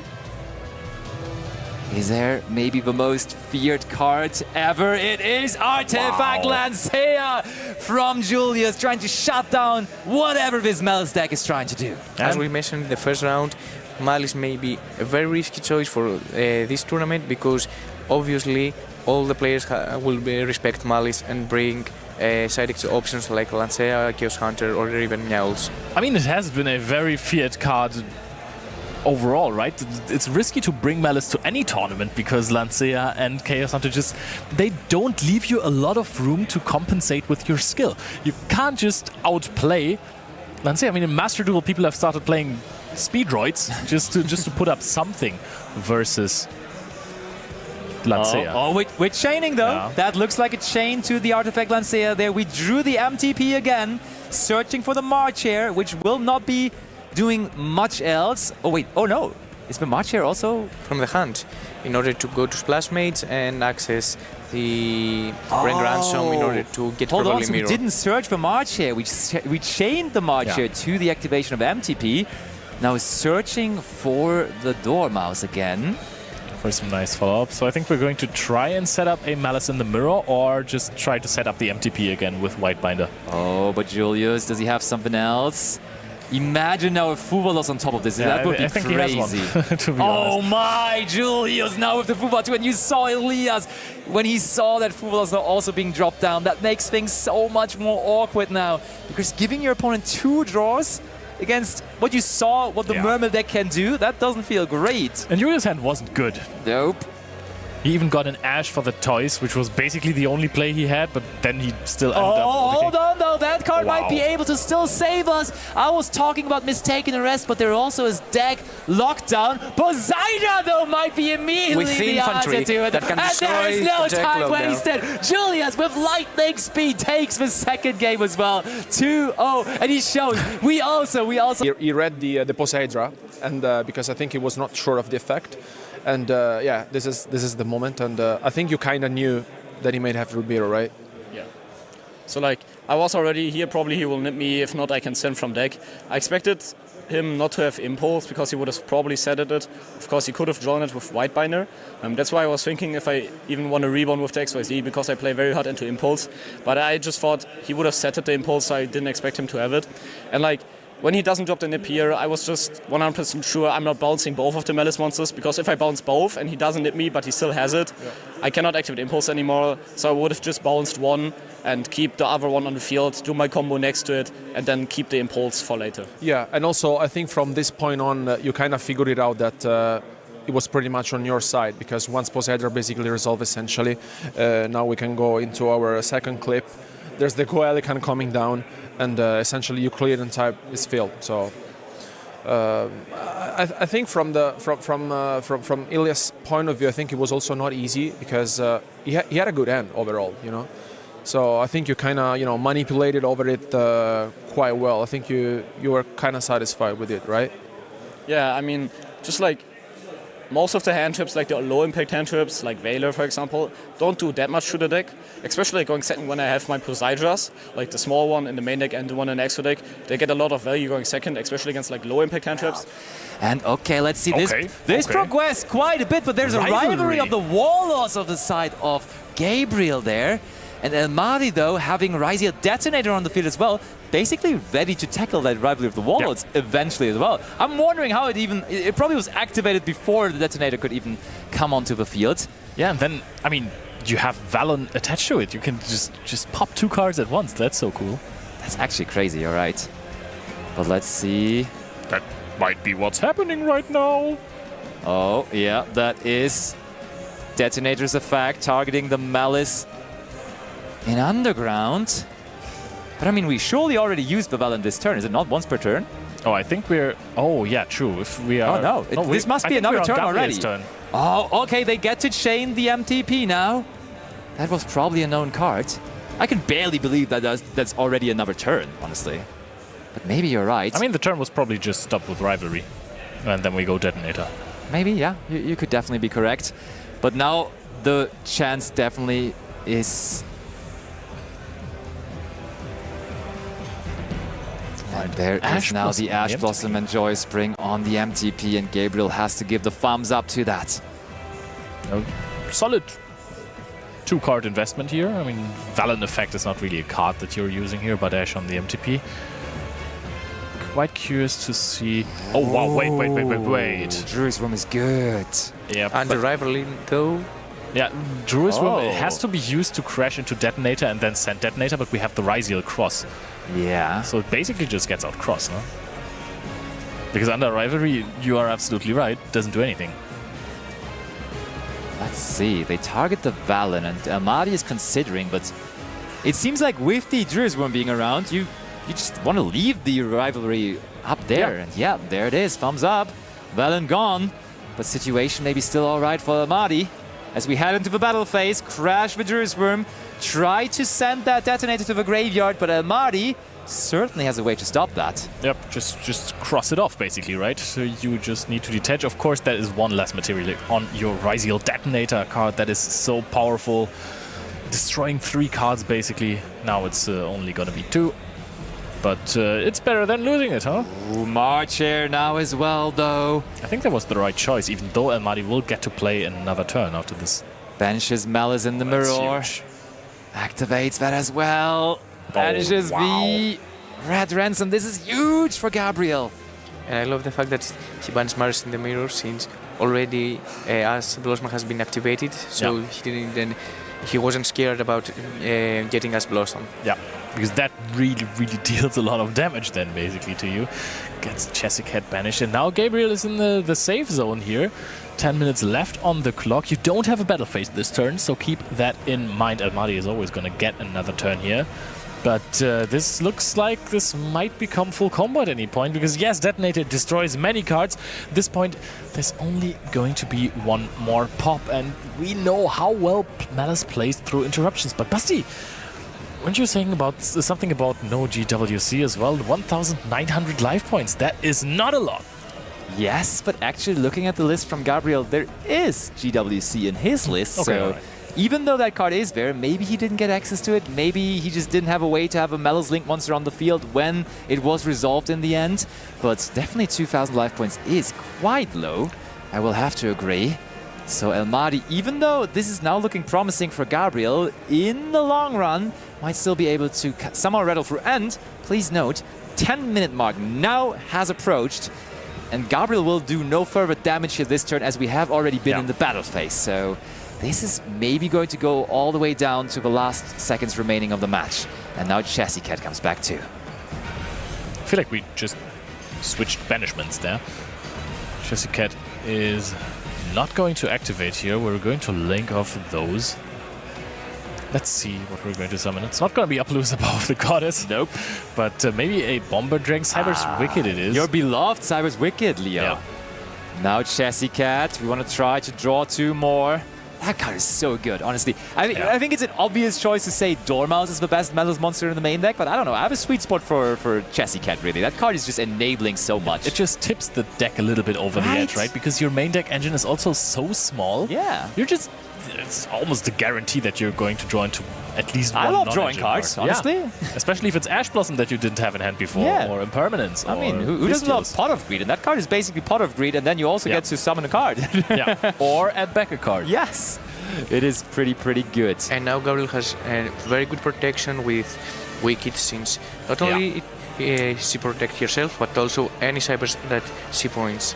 You're so right, and that makes Detonator a lot weaker here. Yep, the moment that Cyber's Wicked is on the field, that Detonator really is not too happy anymore. And that rivalry of the Warlords, let's face it, as long as there are no Bestials around, Melis truly doesn't care about it at all, as it's a full Cybers deck, of course, in the main deck and in the extra deck. Okay, they can't go into Haggard Lizardos anymore, sure, but I think they will be fine without that here right now. I think you're absolutely right about that. I mean, some players have even started to cut Haggard Lizardos because you just play your combos differently. True. Which is fine, starting off with Splash Mage. It's an interesting position. Okay, El Mahdi thinking this through. I mean, there's not really... Oh, is he going to use the Detonator now? Oh, wow. That's interesting. Oh, we're going to pop the rivalry of the Warlords. Are we having Nibiru, the Primal Being in you hand? might be right. You might be right. It could be Nibiru, the Primal Being, because we were capped off of that card. But now that there is no more rivalry, we can, of course, bring another type onto the field. And is that a rock monster in our hand? It would be a huge moment to use Nibiru here. Now, wasn't Marcha just activated? It seemed to me like it was activated. Now we're going to link off for a Splash Mage under the Wicked. Summons back the White Rabbit. What are we going into next? Still no response here from El Mahdi. Is that last card in hand a saving grace, a possible Nibiru, or is it nothing that can interrupt Gabriel at all? Nibiru is not always the greatest card to have on your own side of the field as well, if you're playing Ryziel especially, because X, a so crucial card for your strategy, does not give you a surge when there is a monster on your side of the field that isn't a level or rank 4. Now GWC is being set, and that might fix the life points problem that Gabriel is facing right now. There it is. He has decided to play it, and therefore he may be getting away with having so little life points at the moment. Banishes the... Oh yeah, okay, from the graveyard the Red Ransom comes back, so there is a Melis Lynx monster, and therefore we do get life points back. It's Boom, not like... 4,000. It's not 7,000 though, and the clock. I mentioned the 10-minute mark, and now we're at 6.5 minutes, so it is ticking down quickly here. And we're going down to 3,100 as well. We do. Gabriel. Or did he maybe even forget to gain life points? No, I saw him point out. All right, good. Okay. There it is, 3,100. All right, now what are we doing next here? Banishing a couple of cards, of course, with the White Binder that just came back. Actually, 4,000 life points even, so the deficit is not as big as... The White Binder came back. It's 900 it's paid after that. 3,100. Yeah. Okay, so maybe we're just going step by step now, true. Yeah, that's probably the moment we do go down to 3,100 now. There is the White Rabbit now back to the field too. Yep, has apparently been used this turn. Oh, we're linking off everything here. That might be Crypta. Crypta is a Link 3, which is usually very easy to summon, but you actually need 3 monsters for it. Puts the Malice in the Mirror back as well. Ryziel Cross. Oh, no, goes for the Detonator. I mean, it's at 1, so it basically kind of makes sense that you're not going to be able to recycle it with Ryziel Cross. Yes, because if Detonator gets banished, it's very difficult for Ryziel to recycle him. And obviously, you can activate Crypto effect on your opponent's turn to deal with the cross. We just also had Ghost Ogre in hand. We just got rid of the Ghost Ogre here, which is also interesting because that's a good answer. Access code Talker now. Slick. In the main phase too. The alternative artwork, of course. And I mean, we've been stressing out about time quite a bit already, but these players, they just take like 2 or 3 minutes for their combos. This is looking fine here. I mean, it's not going to be easy to break this field that he's putting up in. Totally not. I mean, Almaty is on 1 card in hand. Yeah, now the Star Riser is also gone. He's going to draw another one, sure. But Gabriel ain't even done yet. Are we even going for Echo Talker here, maybe? And also one of the problems that Rises at the moment needs to deal with is their grind games if their field is getting destroyed. Yep. And do we have that Allied Code Talker at Ignister here, maybe? There it is. That's the name. And is it in the extra? Yeah, it is in the extra deck of Gabriel, so he has the chance to use it here. I mean, I've been saying that time is not really the biggest issue for him right now, but should start playing. Totally. Don't have infinite time. But yeah, that looks like an Allied Code Talker here. Links Oh, on look at all of those monsters we use for Link 5. Almost in a classic way. I think you only use a Link 2 there and then 3 other monsters alongside it. I'm pretty sure Gabriel is on 2200, by the way, because yeah, the White Rabbit. Yeah, it's not 600 damage, it's 900 damage. Yep. Okay. I mean, I've never seen this before, actually, bringing back the Access Code Talker with the Allied Code Talker at Ignister. 2 set cards, and I think Gabriel seems confident here. One of the 2 Gabriels here in the playoff. Gabriel Susi and Gabriel Duarte, but now Almaty's turn. A little over 3 minutes, Almaty, what you got? The resource management on Gabriel is insane. Shuffling back the Malice in the mirror and then later on summoning out the Red Ransom with Allied Code Talker to get back the Malice in the mirror is crazy. Hard Crypto on the field as well. Plenty of follow-up in there. There is very few Hold things. on. That's either Protoss or Eschatos there. We're banishing cards from the graveyard. That's what it's got to be. Which one is it? It is the Mike, your most favorite card. It After is so many Protoss. years. It is back, and there is no response. But that means we have Gabriel winning this backup feature match.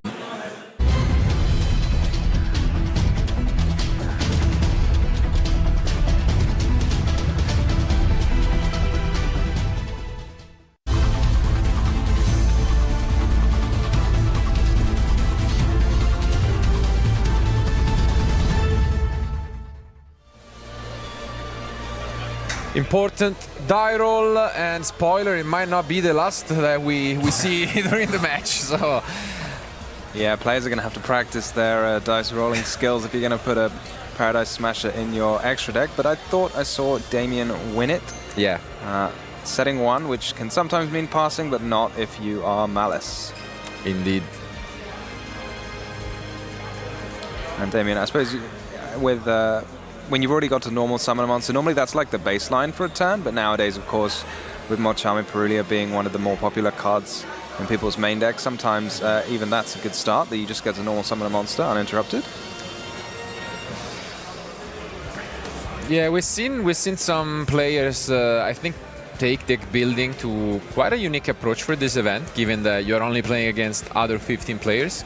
And Ben, for example, the other Vanquish Soul player, has been maining Chaos Hunter, which is, you know, quite an interesting take, which for sure you wouldn't take to the main event, but just makes so much sense here.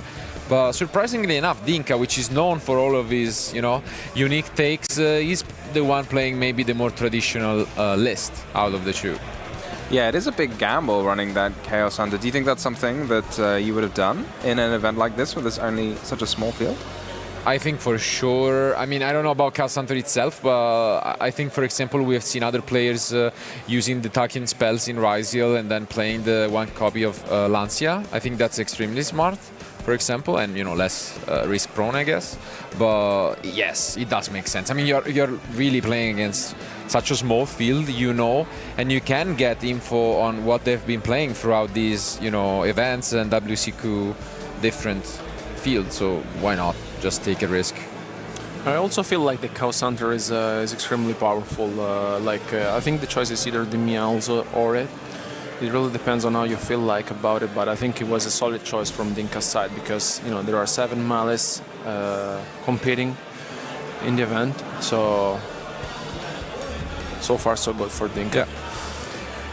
But this looks quite amazing from Damian, and Dinka does not seem to have much of a response at the moment. Yeah, he's always got quite a calm demeanor though, Dinka. I don't think he could be winning a YCS and he'd look exactly the same while he was playing.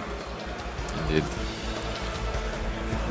So I guess we'll have to see. The cards that you could wait for a long time are cards like Nibiru possibly, which I think there might be a few copies in his deck list. He's playing a couple. Yeah. Okay. He's playing 2. Nice.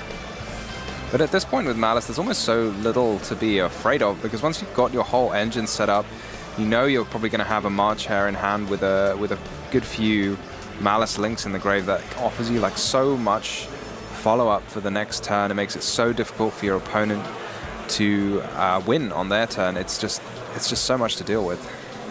I think it's also quite unfortunate from Dinka's side because he's maximizing on Mul Charm in the main deck, but he didn't draw even 1. Yeah, that's rough. And the Diddy Crows, of course, is not helping in this type of matchup. So yeah, I mean, the reason why we can see obviously cards like Chaos Hunter, the same as Diddy Crow, being a dark, matters for the Vanquish, and we now see an Ash Blossom.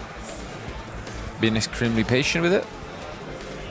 Yeah, got to hold it for that premium time. It is one of the premium targets. Obviously, the White Binder going to have it stuck in the banished zone. And as well, since the GWC is now in the graveyard, that would probably be the easiest way to get the White Binder back. But GWC can't really get out of the graveyard without White Binder. So between those two things, it might be difficult to get it back. Also got rid of the impermanence, so I mean that really makes you feel like his end is incredibly solid. And I mean, already seeing a start like this, I think it's Damian needs to be satisfied because there was also no Holy Su from Dinka's side. Yeah, Damian just going full steam ahead here. You get some good insulation from Nibiru once you have Harl Scriptor because you can chain its effect to banish something, maybe itself, and it will just come back.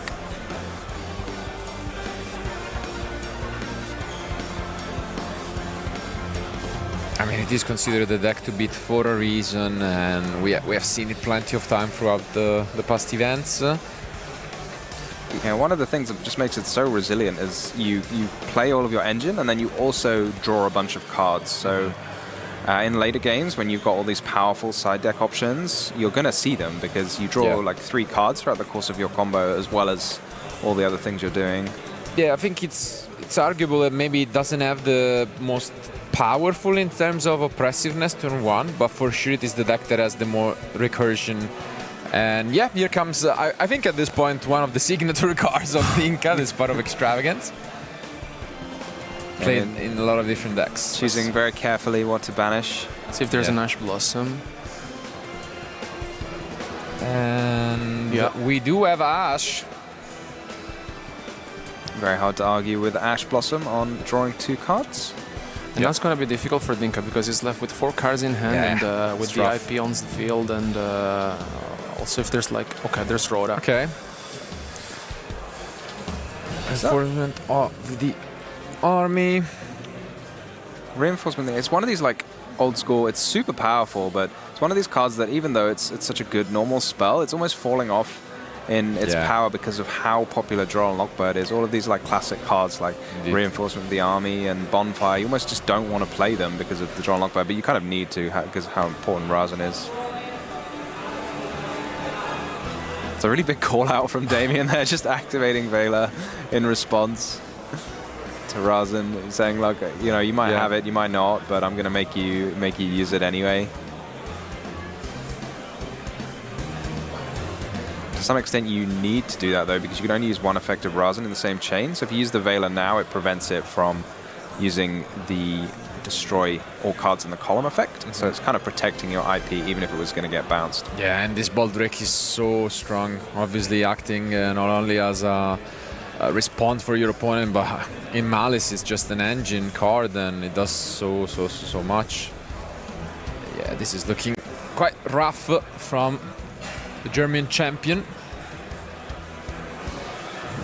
Yeah, and we see him just collecting cards in his hand, banished cards. There's also these extra effects to contend with that make it even sturdier, like for example the field spell preventing you from being attacked, except for your Malice Links, and then because some of the Malice Links making it so that all of your opponent's monsters have their attack and defense switched, all of these little extra effects.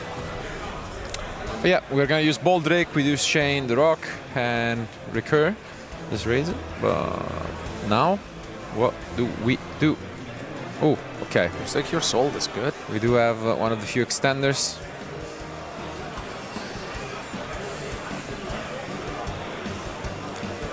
So I guess good for Damien to keep track of what cards are in Dinka's hand, and I think all we know is the Razan.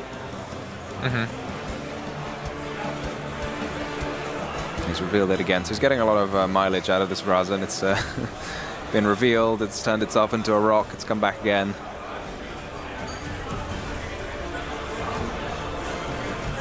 And Jialong going to get to search.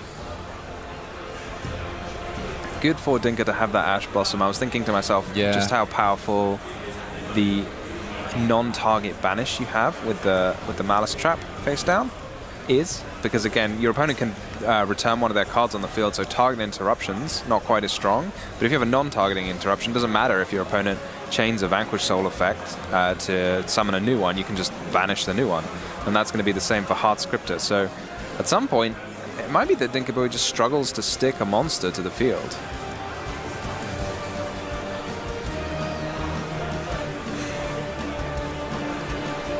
Here is the brand new. I don't know about you guys, but when I read this card, I was absolutely stunned at how powerful it is. Yeah. It's incredible. I mean, it has all it needs, and I think that was really what the deck was looking for. And the card itself is amazing, and you can tell that maybe I think it's also a very good choice for a player like Dinka to play a deck like Vanquish Soul, because you have so many different options, and I think it makes a lot of sense, especially because like here Damien just maybe want to make sure how all this all works, because it has double effects. So this is far from over. I mean, we have seen Dinkas at our Freedom Match areas multiple times throughout the years, and you never can count him off. So looks like the whole issue is now resolving.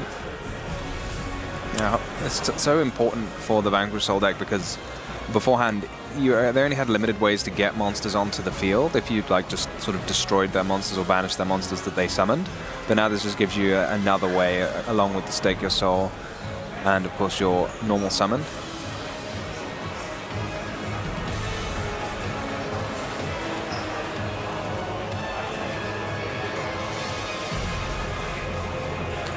I mean, it was quite obvious that it was going to be rough to break this field, but we have also learned throughout these years to never count Dinka out. So if there is one person who could do it, it's probably him. Yeah, for sure. And one of the things about Vanquish Soul compared to other decks is it's so strong near the end of a duel, so you have no issue like playing out longer games. If you're like a long combo deck, perhaps you want to preserve time on the clock. But because Vanquish Soul is quite short and it can inflict direct damage without needing to attack or anything like that, you're totally fine for games to take longer and win them near the end. You also need to consider that basically Dinka is playing under Ash Blossom, Effect Veiler, and Bold Drakes, and this is, you know, far from over. Of course, there's the IP on the field from Damien's side, and here we're seeing another new card, Vanquish Soul Star, which is of course another layer of addition for the deck. Ooh, and yeah, we knew about it. Comes the other Ash that we revealed earlier in the turn, but yeah, that's plenty. And unfortunately, although given a solid effort, Dinka has to pick up his cards, and game one goes to the Frenchman.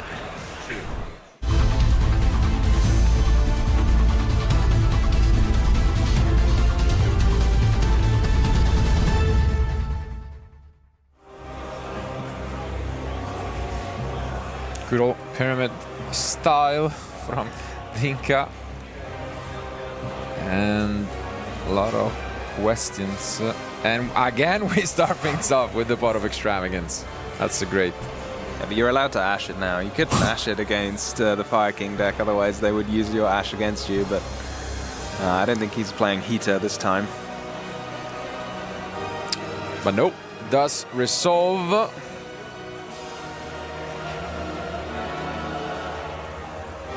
Any drawn Lockbirds for Damien? Not quite, and we follow it up with this Raisin. And this is one deck that is going to be very, very tough for Malice to beat when they're going second, because against a Link deck like Malice, the premium thing you can do is just remove their monsters from the field. Against some decks, you want effect negation, but against Link decks and Cyburst decks, you often want to just remove their monsters from the field. And what deck is better at that than Vanquish Soul? You can pop things with Razan, you can steal things with Holisu, you can destroy the field with Snow Devil. They just have so many different ways. And what is this? Wow, a real blast from the past. That has taken me by complete surprise. That's good. Yeah. I love it. Yeah, you don't really see the Phantasme being activated often, and there's the Ash Blossom being activated from Dinka. Yeah, big Ash. Yeah, that's extremely annoying. Gonna, you know, stop it completely, and it's not like the deck wants to Link summon all that much during their opponent's turn, but... Yeah, Phantasme basically a Molchami. you reveal it on your opponent's turn, they reveal their Ash. I believe there is an impulse, maybe. I mean, so... Let's see. It's so difficult, though, to know what to interrupt, because at this point, Dinka's got access to almost everything.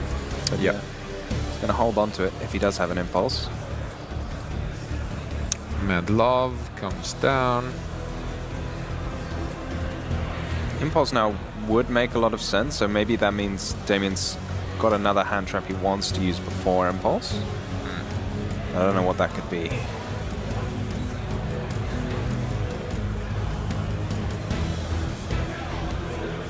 But yeah, I feel like wiping the field against Malice as well is super powerful, so he's going to have multiple ways to just destroy whatever Damien summons.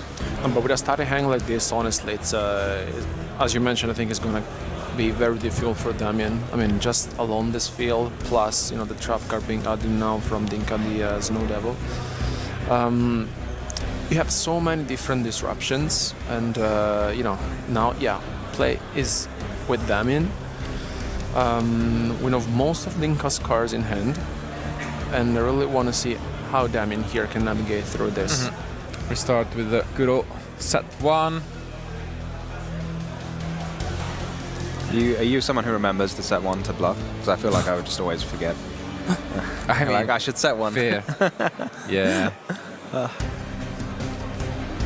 Remember to declare your phases and set cards and all these things, and just give your opponent a chance to react to something. Absolutely. I mean, it did happen in Unchained meta as well, and we saw some interesting, you know, mind games with that back in the day. But yeah, again, I mean, it doesn't look at first glance as the most impressive opener, but actually there are so many layers to it. Yeah, this is going to be so difficult. We've also got the Mad Love, which can just return a card on the field. Yeah. With the lowest defense. I think in a way there are some similarities with the Fire King deck, where, you know, these openers are not really full of negations, but it's rough to go through all of it. And every card is something that, you know, in terms of advantage. So I mean, maybe slipped up a little bit there by putting that Dormouse in an empty zone, or maybe he planned it all along.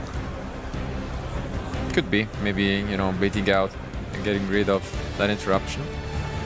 But this time it wasn't a bluff, so.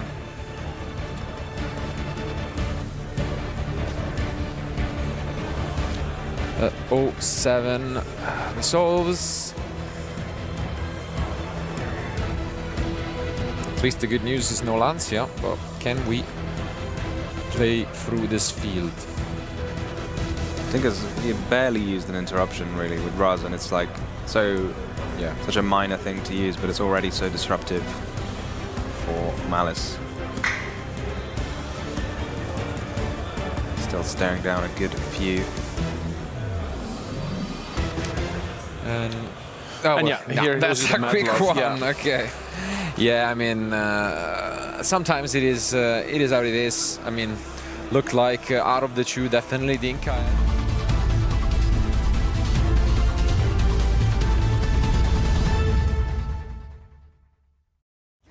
You know, I think we should have known better than to put Julius in a backup feature match, because Fair. his style winning in 20 minutes. I asked him about game 2 in the second round, and he was like, yeah, I mean, I had Lancia. So, yeah, I mean, he has a chance. Like, if he wins last round, he has a good chance to advance. Yeah. Speaking of Lancia, do we see one? Here is where it should come. No. Okay. So for now, the start is exactly the same. We opened Dormouse in game 1 as well. But the Lancia is just the highest quality interruption by so much, because, again, even if you have a Meowls here, right, you're still going to get to draw a couple of cards. You're still going to get to do quite a few things. If you play the Chaos Hunter, you've got to give up a card here. You really, really do want that Lancia. But for now, we see Fuvalos instead. Makes sense from Dinka there. Activate the Fuvalos while your opponent has 2 fewer draws. Decrease the chances that they have Ash Blossom. And he's just been holding it for cold buys the time. Yeah. Wow, and here comes the second. One. And imagine, yeah. I mean, it depends on what we have, because as you've mentioned, Tom, the deck does draw, as we can see here, and if you get your hands on a couple of interruptions, you might even just hold on for a turn. Yeah, you could also pass in theory. Yeah. It's not the end of the world, especially with a hand like this. I think he also has a lot of darkness. Is it a DD Crow as well? Yeah, Mistaken Arrest, I think. Yeah, I was going to mention hand. Mistaken Arrest. Everyone's sort of talking about all these super powerful cards against Malice, but Malice has got its own one of those, you know, stop your opponent from playing the game cards. It's very good against Raizo Mitsurugi, and it's also very, very good against Vanquish Soul. They want to add so many cards. Wow, what a hand. What a hand from Damien, honestly. Veiler, Crow. Is that a Bestial? No. Yeah, it's the Druid's form that we decide to banish. I think it's the end of the world if it just passes, right? Wow. No, I totally agree. I mean, why? Yeah. It's kind of an advantage matchup as well, so getting this free +2 from the Inca is great. And that's a rough one. How do you even play around Mistaken Arrest? You have Holy Sue. Yeah.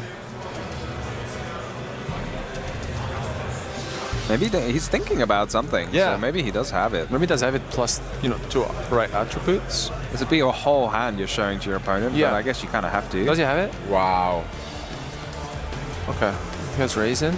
Okay, that's good. I mean, this is a beautiful hand for Dinka as well. Like double Fuvalos plus both your best starters. But we're just seeing how powerful Malice is with all of these draw cards. You can set up a lot of advantage without giving your opponent all that much.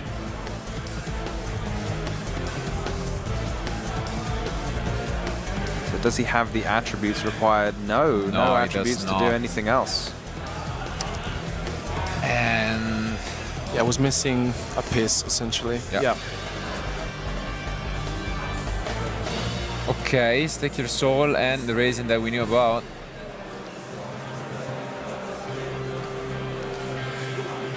We know Veiler, Crow, and I think Mistaken Arrest we said, so this will be an interesting one. Let's see. It's going to be so hard for the Vanquish Soul deck, I think, under Mistaken Arrest, because you're just going to run out of cards in your hand, and you need to keep a steady supply of cards in your hand to be activating these effects. Yeah. And I think this is where we are going to find out if we have enough cards to reveal. Do we have another fire, is the question. What is that last card? You need all of your cards to be monsters I in think we Vanquish don't. Soul. Oof, and this is going to hurt a lot. Yeah, it's rough. Mistaken Arrest, shutting down the Inca. And yeah, resolves. There's not so many cards that can negate a Mistaken Arrest. Yeah. Primite Drill Beam. This one is going to Cross hurt a lot. out. Cross out designator. Yeah. There we go. No chain. One card in hand from the Inca, I believe. This one's going to hurt a lot because We just There's no way to activate any Vanquish Souls. seems like we will indeed overlay, and yeah, that's the strategy. Just a 2-material Paradise Smasher. You are allowed to do it. I absolutely love this. Just look your opponent in the eye and say, I'm going to make this. When you're in a dire situation, I guess it's something. I mean, surely Damien cannot let this resolve. I mean, your odds on for it not to affect you, right? Because you could tie or you could lose the dice roll, but you just can't risk it. There's I mean, you'd rather take the risk, right? you take it.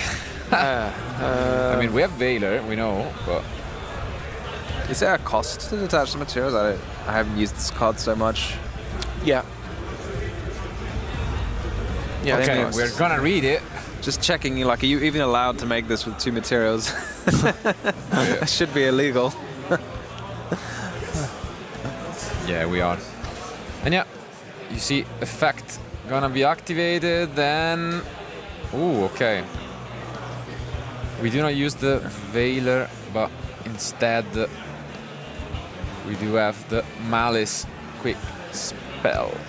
Do we have yet another trap?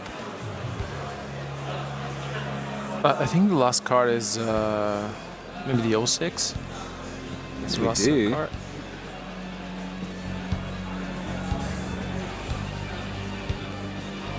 Damien's sitting What's very happy next? now. Zeus? What do we have? I suppose the extra deck, you don't really know what's in a Vanquish Soul extra deck because they play so many different cards under the Extravagance. You just kind of fill it out.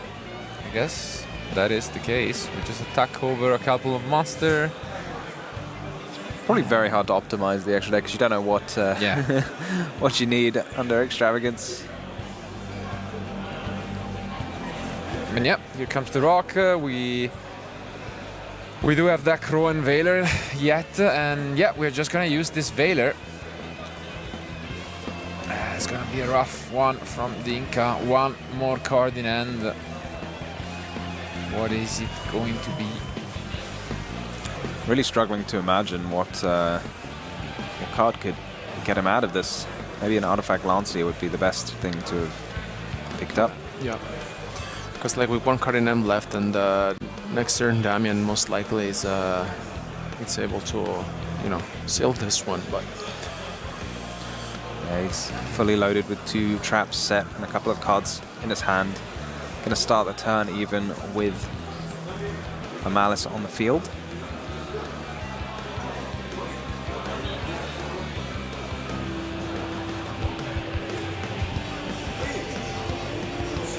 I do love the creativity though of going for the Paradise. It's something maybe a lot of players just wouldn't even like cross your mind to do.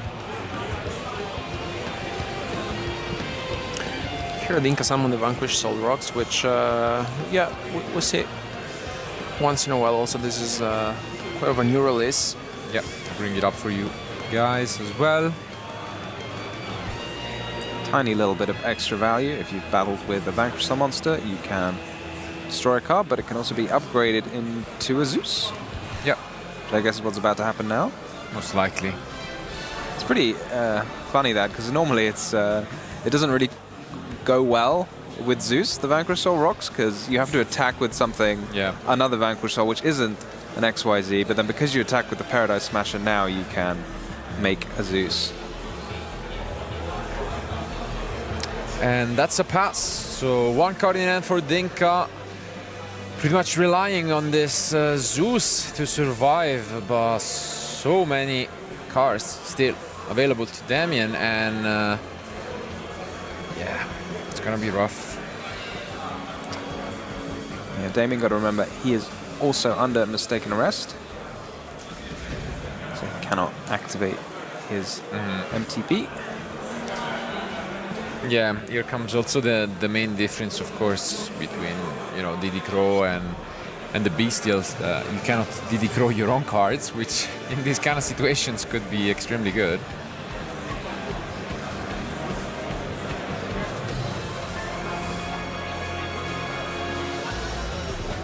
So you can still present a little bit of a problem if you're not careful. So Damien just having a think.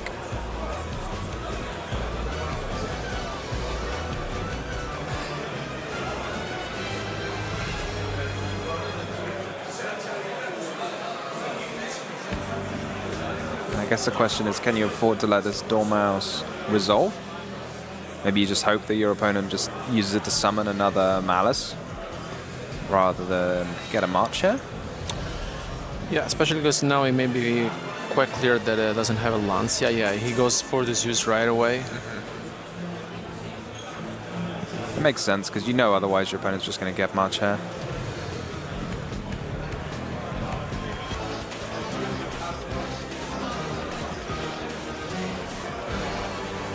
Deck resolves. Back to square one from Damien here with cleaning up and it's a pass. Wow. Absolutely incredible, that. Yeah. That managed to stop him. A combination of that and his own mistaken arrest. There are quite a few interesting draws that Dika could pick up. Only 2 cards, but yeah, he's checking his extra. This is where all of those cards you like stuffed into your extra deck and you thought, I'm never going to use these. Yeah.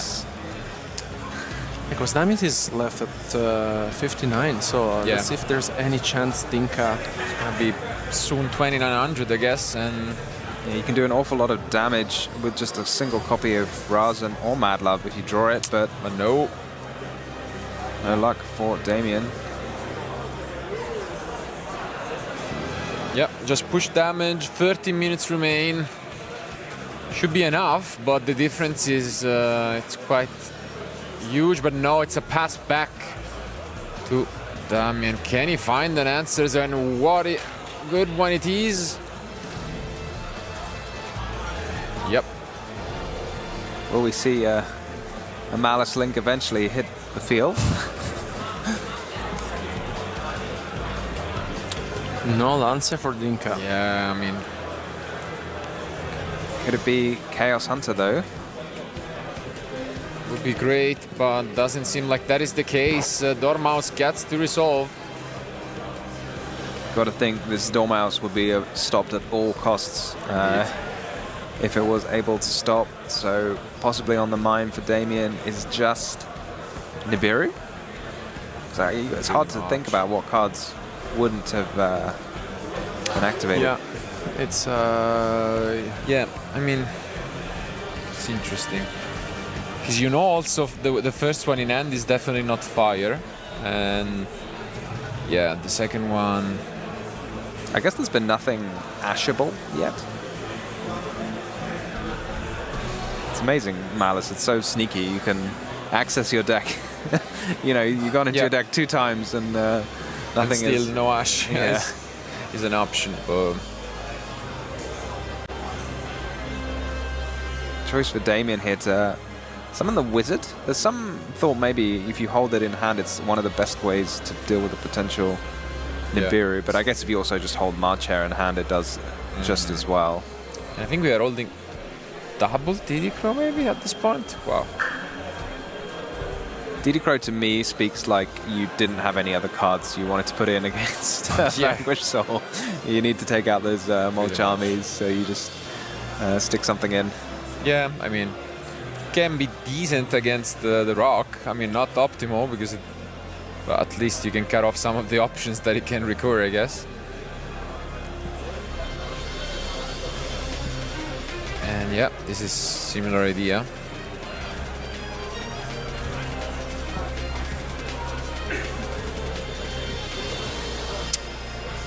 But you're right that Nibiru looks more and more like a possibility at this point. So Dinka just pointing out here that he has already used the Dormouse. But we still have a lot more in the tank for Damien being able to set the GWC 06. And here comes the Diddy Crow. Finally getting some use. And what a great use it is. Diddy Crow making that access code. Yeah. Talk of a life point gap that can be reduced quickly. It's so tough here. There's no, even if you have Nibiru, there's no real time to use it. You can wait, but you know that Marcher is still sitting in the hand.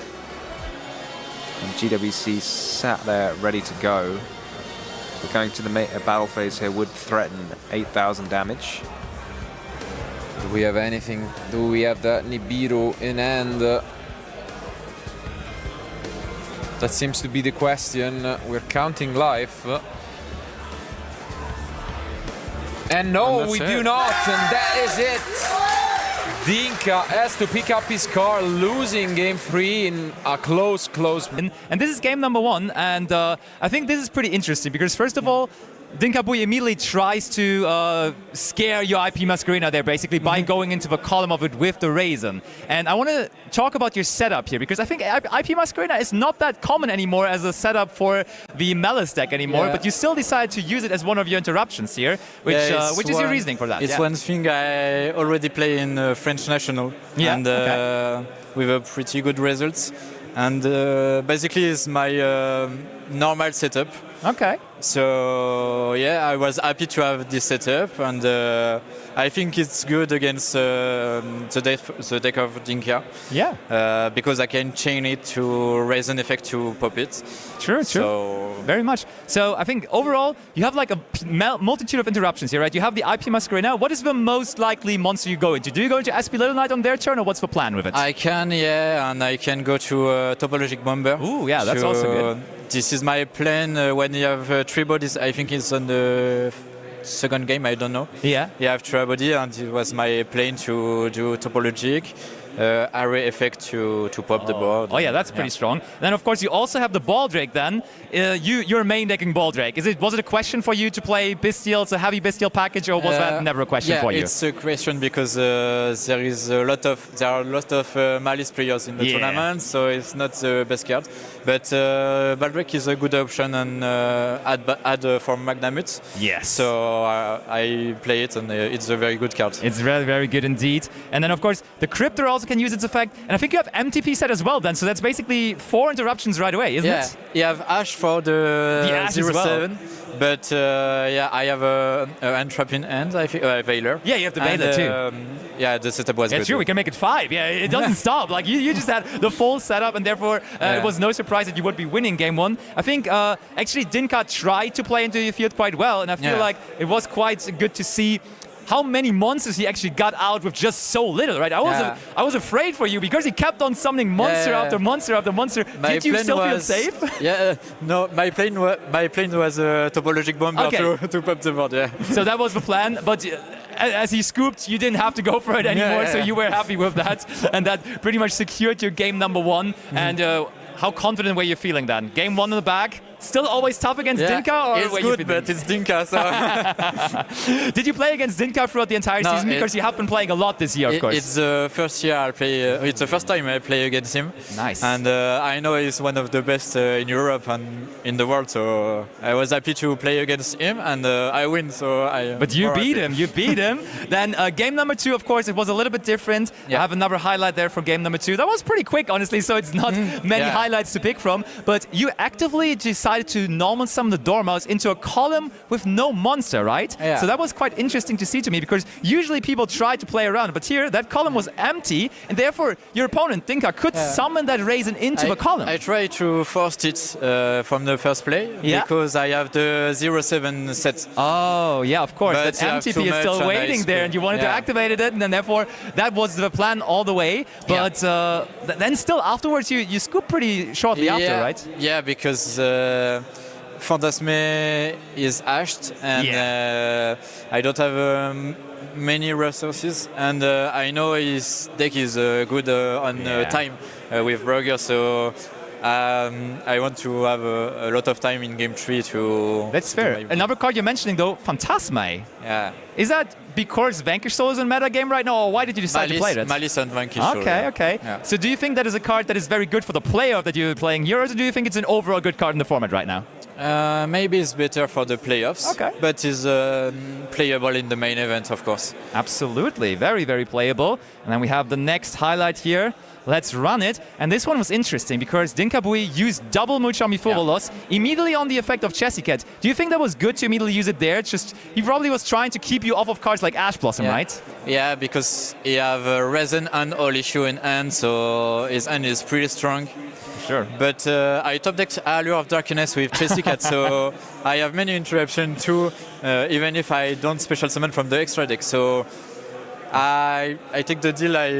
I will survive one turn. And, we see that here. Like you just kept on drawing. And did you think about it for a moment to give him draws, or were you always like, okay, I'm not going to link summon at all here? No, because I have Malice in the Mirror, DD Crow, Veiler, so I was comfortable to pass. I think you did that at French nationals as well, right? Because a lot of Melis players didn't play a lot of hand interactions, but you really made that popular again, right? With Effect Veiler, with, as you say, also DD Crow and so on and so forth. Now, you think you just need that at the moment, or what's your reason for it? It's basically the same approach of the French national. Yeah. And I think it's the best to beat, to have a consistency, to win many games in the main event. Yeah. And for the playoffs, the question is interesting, and I decided to do the same thing. Yeah. Because I know I will play well with it. Yeah, of course. And I'm comfortable with it, so. Fair enough, fair enough. So yeah, 3 set cards, so that's a lot to overcome still, even without any link monsters. And now the last highlight that I have prepared was about a scary moment for you because there we see it. We have your opponent going into Zeus, and you couldn't activate your own MTP anymore, right? Because mistaken arrest. It's taken arrest, and then he sends every card on the field to the graveyard. What was your hand at that point that you couldn't play on?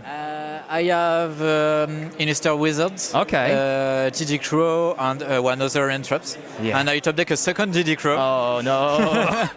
So I can play this turn, he can too, and I top decked Malice in Underground after. If Dinkabui there would have just top decked a Raisin or something, it probably would have been over, finished, right? Yeah. So you got a little lucky on that end, but I mean, still very well played from you for sure. And now you are in 3-0 in a very, very promising position. Should be almost locked up for the top 4. So are you going to be try-harding this last round, or are you going to take it a little slow now? I will play it and we will see, I mean, you're one of the best players in Europe. You're a national champion, so of course you're always going to try. Your friends are out here supporting you. I think all of France is rooting for you as you are their national champion, of course. Thank you very much. Damien, thank you so much for the interview and for the analysis with me here. And of course, best of luck for the rest of the tournament. Thank you. We may as well see you back in the action and top 4. Everyone at home, definitely make sure to keep on watching because it keeps on getting more and more intense. We will be back for round 4 very, very shortly. So don't go anywhere. See you after a short break.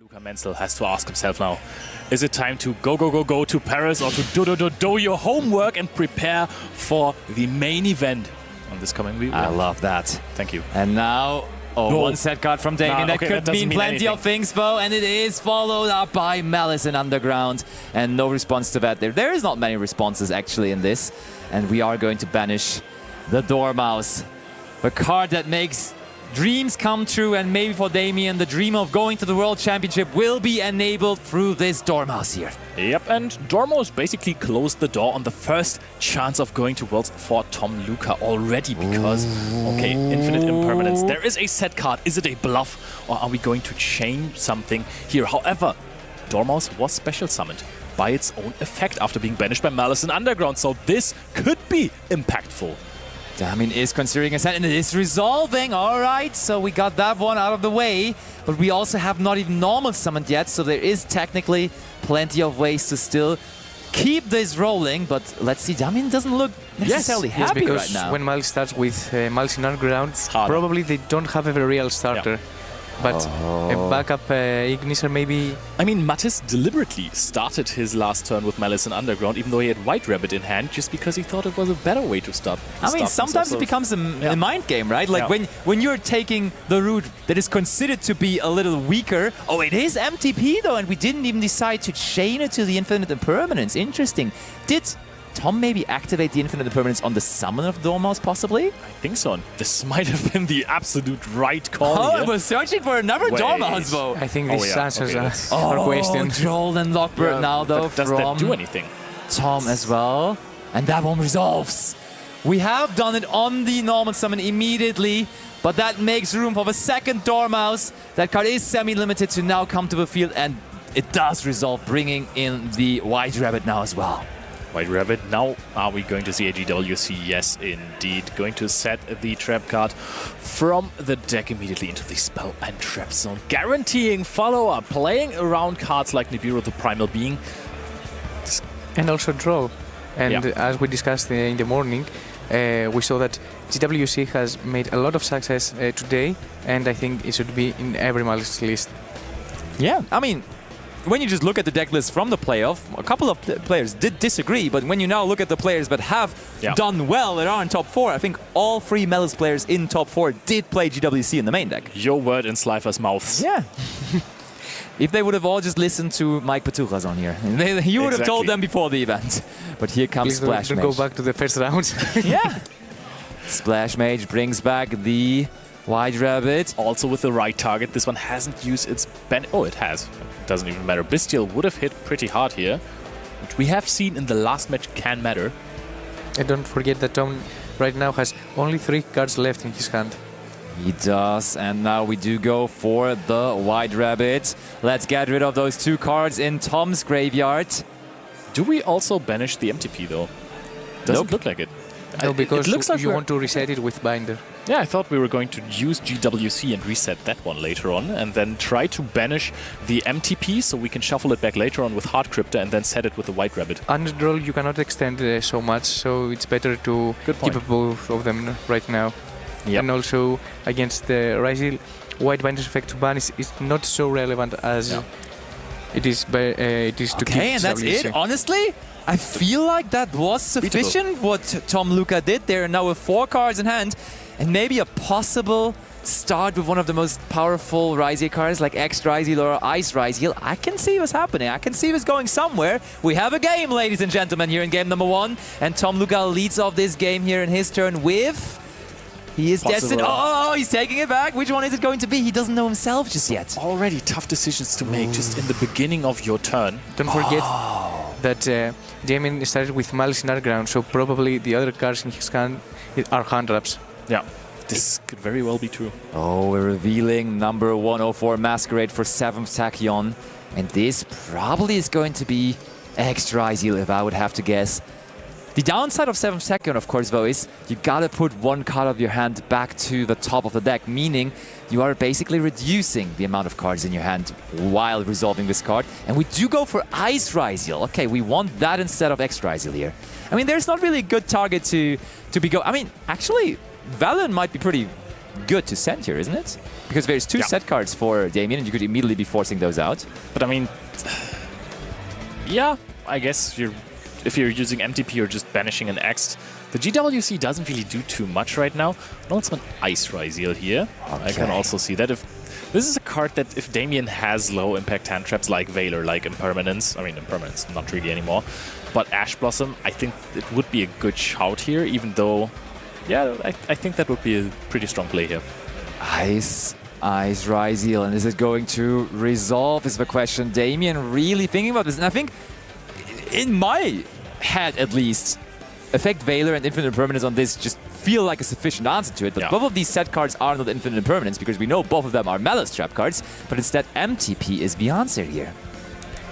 And if you see a card like 7th Tachyon in the graveyard... Oh, and there is Effect Veiler as well, though, stopping Ice Ryzel. Wants to get rid of everything, the effect and the body here as well. Goes to get... In order to play around short. Yeah. So a good choice here. The only problem right now is X, obviously. Oh. Or maybe a Dodo warrior. That could also work wonders, but let's see. Looks like Tom has a clear plan. That looks like a spell card to me. Oh, we're discarding our last card in hand, which was a Sword Ryzeal. We can't special summon that, but now we're discarding it for the Ono Pariar, and we are allowed to search. That will give us some more gas to go into this. That is nice, because that will net us Do Warrior. There we have it, the beautiful Starlight Rare. Alongside... What's the other search target we want to get here? I love this because Tom can now show us what the Onomat cards are made of, because on stream it hasn't performed too crazy well so far. What can you do with these cards? Also, we have discarded the Ryzeal Sword, we have used Ice, but if we go into generic rank 4 monsters, Duo Drive can actually get us some X. So if we can play here, this could be huge. Oh, and look at this. So we searched for the Gambara Knight alongside the Dodo Warrior. And now we're sending the gloves, of course, for the effect of the Warrior. And that is just putting pressure on Damien here. It's kind of demanding a response, but we also know there is still the other monster waiting in the hand. So I feel like there might be a way for Tom to get to a rank 4 here, really. And I mean, Damien, the GWC doesn't really do anything. There's no Whitebinder in the graveyard. There's no cards where you can really snowball here, right? Usually GWC gets you the Whitebinder and then banishes more cards, and then you have the Heart Crypta, banish the White Rabbit, set MTP, but MTP has already been used. MTP plus Effect Veiler on this Ice Ryzeal. This card just demanded to Cowboy, one of my favorite cards, being shown here. Yeah, revealed, and we go into rank 4, and Damien has to let this happen. Tom actually playing into a field, may be able to overcome this Malice field, as he has done plenty of times already. Now we go for Infernal Banshee. That is a card that is not quite Duo Drive, but still can fetch us a plenitude of different Pyro monsters from our deck. And to be honest, I think at this game stage, Tom can actually access Protoss and just call Dark. And if it would only be in his main deck, though, he's not maining the Protoss, sadly. And also, he doesn't play Nemesis Flag, right? He doesn't. So this Flame Bench doesn't get you to Protoss at all. Oh, but there is Nibiru from Damien. That is massive. Tributing all of that, packing up our cards. Damien Vala, and the crowd loves it.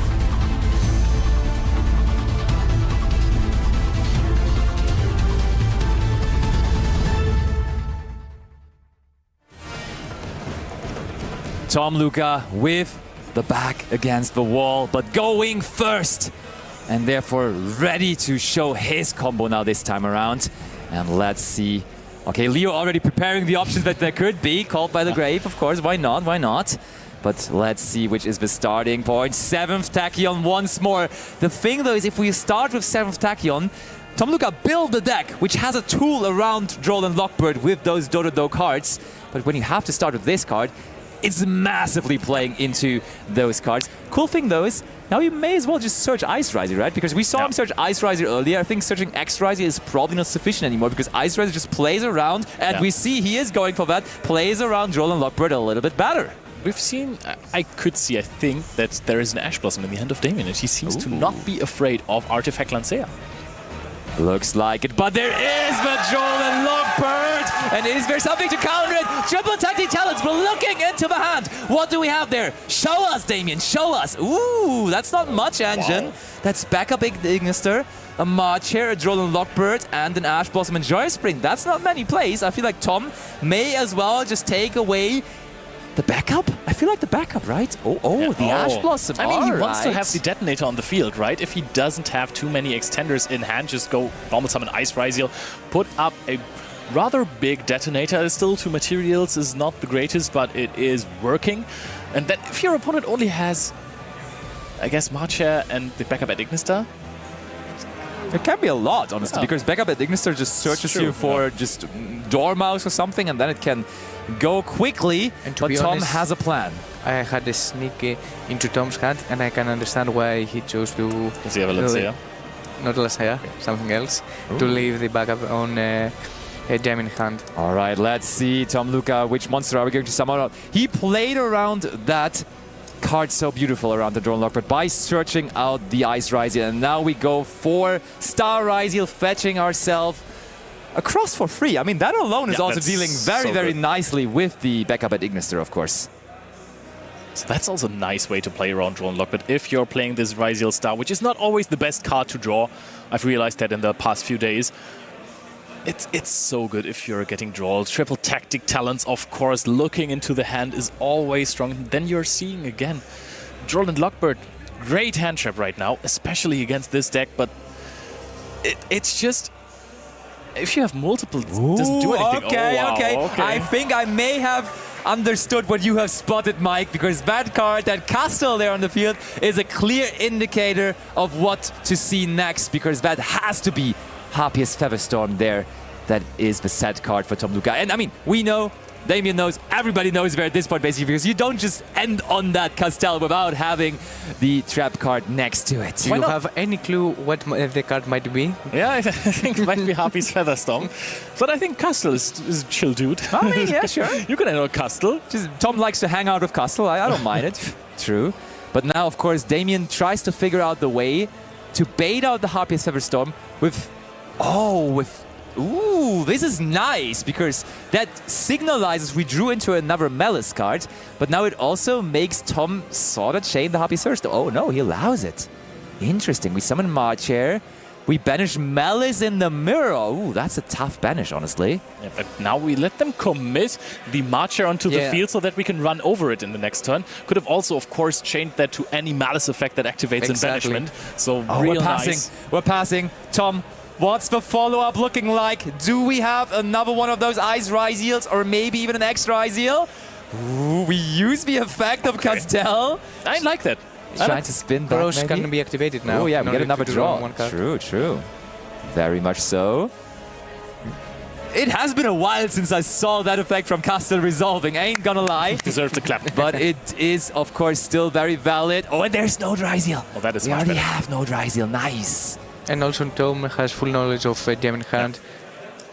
And this There is another draw and Lockbird, right? Yeah, there is. Yes. This time and one backup. You don't use the draw. I think you're going to go for a 3-material detonator here next to Ryziel Cross, knowing that there is only draw and Lockbird and backup at Ignister in hand. Maybe you can do even more. Look, we go dual drive. true. Why not? You get that for free, essentially. Get another material onto it.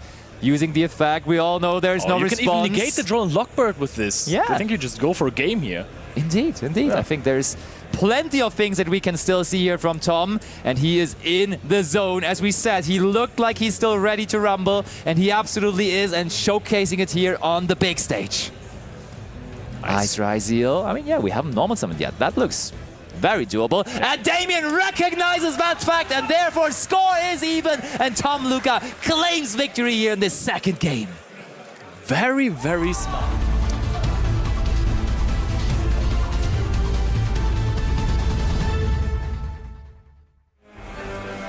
Duelists are ready. Let's see. Let's give us a handshake of good sportsmanship. Damien is going to go first. He's exactly in the position he wants to be here. But does he have the right cards? Damien is now once again contemplating over the combo lines that he can go for here. And it looks like we're going to start with a normal summon of Chassis Cat. Chassis Cat, any response? Tom Luca, is there another infinite The moment of permanence? truth. He used to do that a lot, maybe even an artifact Lancea, Tom. I Will think be that already one- in the graveyard. Yeah. Yes! It is the Ash Blossom and Joyous Spring saying no to Chassis. Oh, and Damien, it looked like he was... Oh, he doesn't care. He doesn't care at all. Activates the Malice in Underground just after. I don't think that Lancea exists in this tournament. We have seen so many full Malice combos. Hold on, though. More Charmy Meows being chained to the Dormouse effect. That could be a lot of draws, possibly. Damien could, of course, though, have an answer to this. That is the best Charmy, especially because it can also... No response. Oh, it can draw into a Lancea. Lancea is always good against the deck. Yes, huge for Tom. After the Ash Blossom not putting in the work that he wanted to see, now that Meow's giving him another draw, and more importantly, giving Damien kind of a problem to solve here in how he proceeds to play his turn even. Because I mean, Lines versus Fuwalos and Lines versus Purulia, they are kind of easy to do here, but this deck really wants to summon a lot from the banishment. And it's very important what you said, Leo, that when you get Malcharmy, you never know if your opponent has a Lancia, because you pass the first checks, for example, with the field spell, but now Tom might draw it through the effect of Meowls. And now infinite impermanence on the Dormouse as well. Damien doesn't really get to do what he wants to do because Tom has found a plentitude of answers here. And you can really tell Damien has been looking really confident throughout the entirety of the playoff whenever we had him on the feature match. But now he's really taking his moment to think about this. I mean, he has a line to play, but that basically forces another draw out here. You can go into the Splash Mage here and special summon something back from the graveyard, and Meowls also provides a draw with that. Let's see what's going to happen next. Tom Luca has thrown loads of hand traps already, even preventing himself a draw. He negated the Dormouse with the infinite impermanence. Now gets another draw from that Chassis Cat. Maybe Damien is just going to go into a red ransom, search for something and then pass, or the white binder. We've seen that previously. Oh my, this is really where the pressure is at. Game number 3 in the 3rd place playoff. And Tom Luca is having his say in this here, even going second. I think that Damien is just going to do a half field, which is either red ransom here or a white binder search for the MTP. No, it's probably red ransom in order to take mirror, and then he can set the MTP with white rabbit. True, but where does he get the white rabbit from? From the effect of ransom when he gets banished. That's a very good point. Let's see though, Damien is still not sure himself. Like, all options are up there, and that looked like the white binder to me, to be honest. I mean, he could commit, but... if he's playing so many hand traps, just ending on a red ransom with a few hand traps. It is the red ransom though, it is, and Tom has another answer, and it is another infinite impermanence. And Damien just doesn't get anything going here, but also you gotta realize Tom Luca not having many cards left in hand, but there is the Wizard at Ignister, which in this case though is going to give Tom another card though. Yep, but it's only one card. If you're extending from this, what can you even do here? How much can you play on without giving more and more draws? Are you just passing on a Bomber Dragon here? But then again, do you even have follow-up to trigger it in the next turn? No, we're going Wicked. That is indeed very wicked.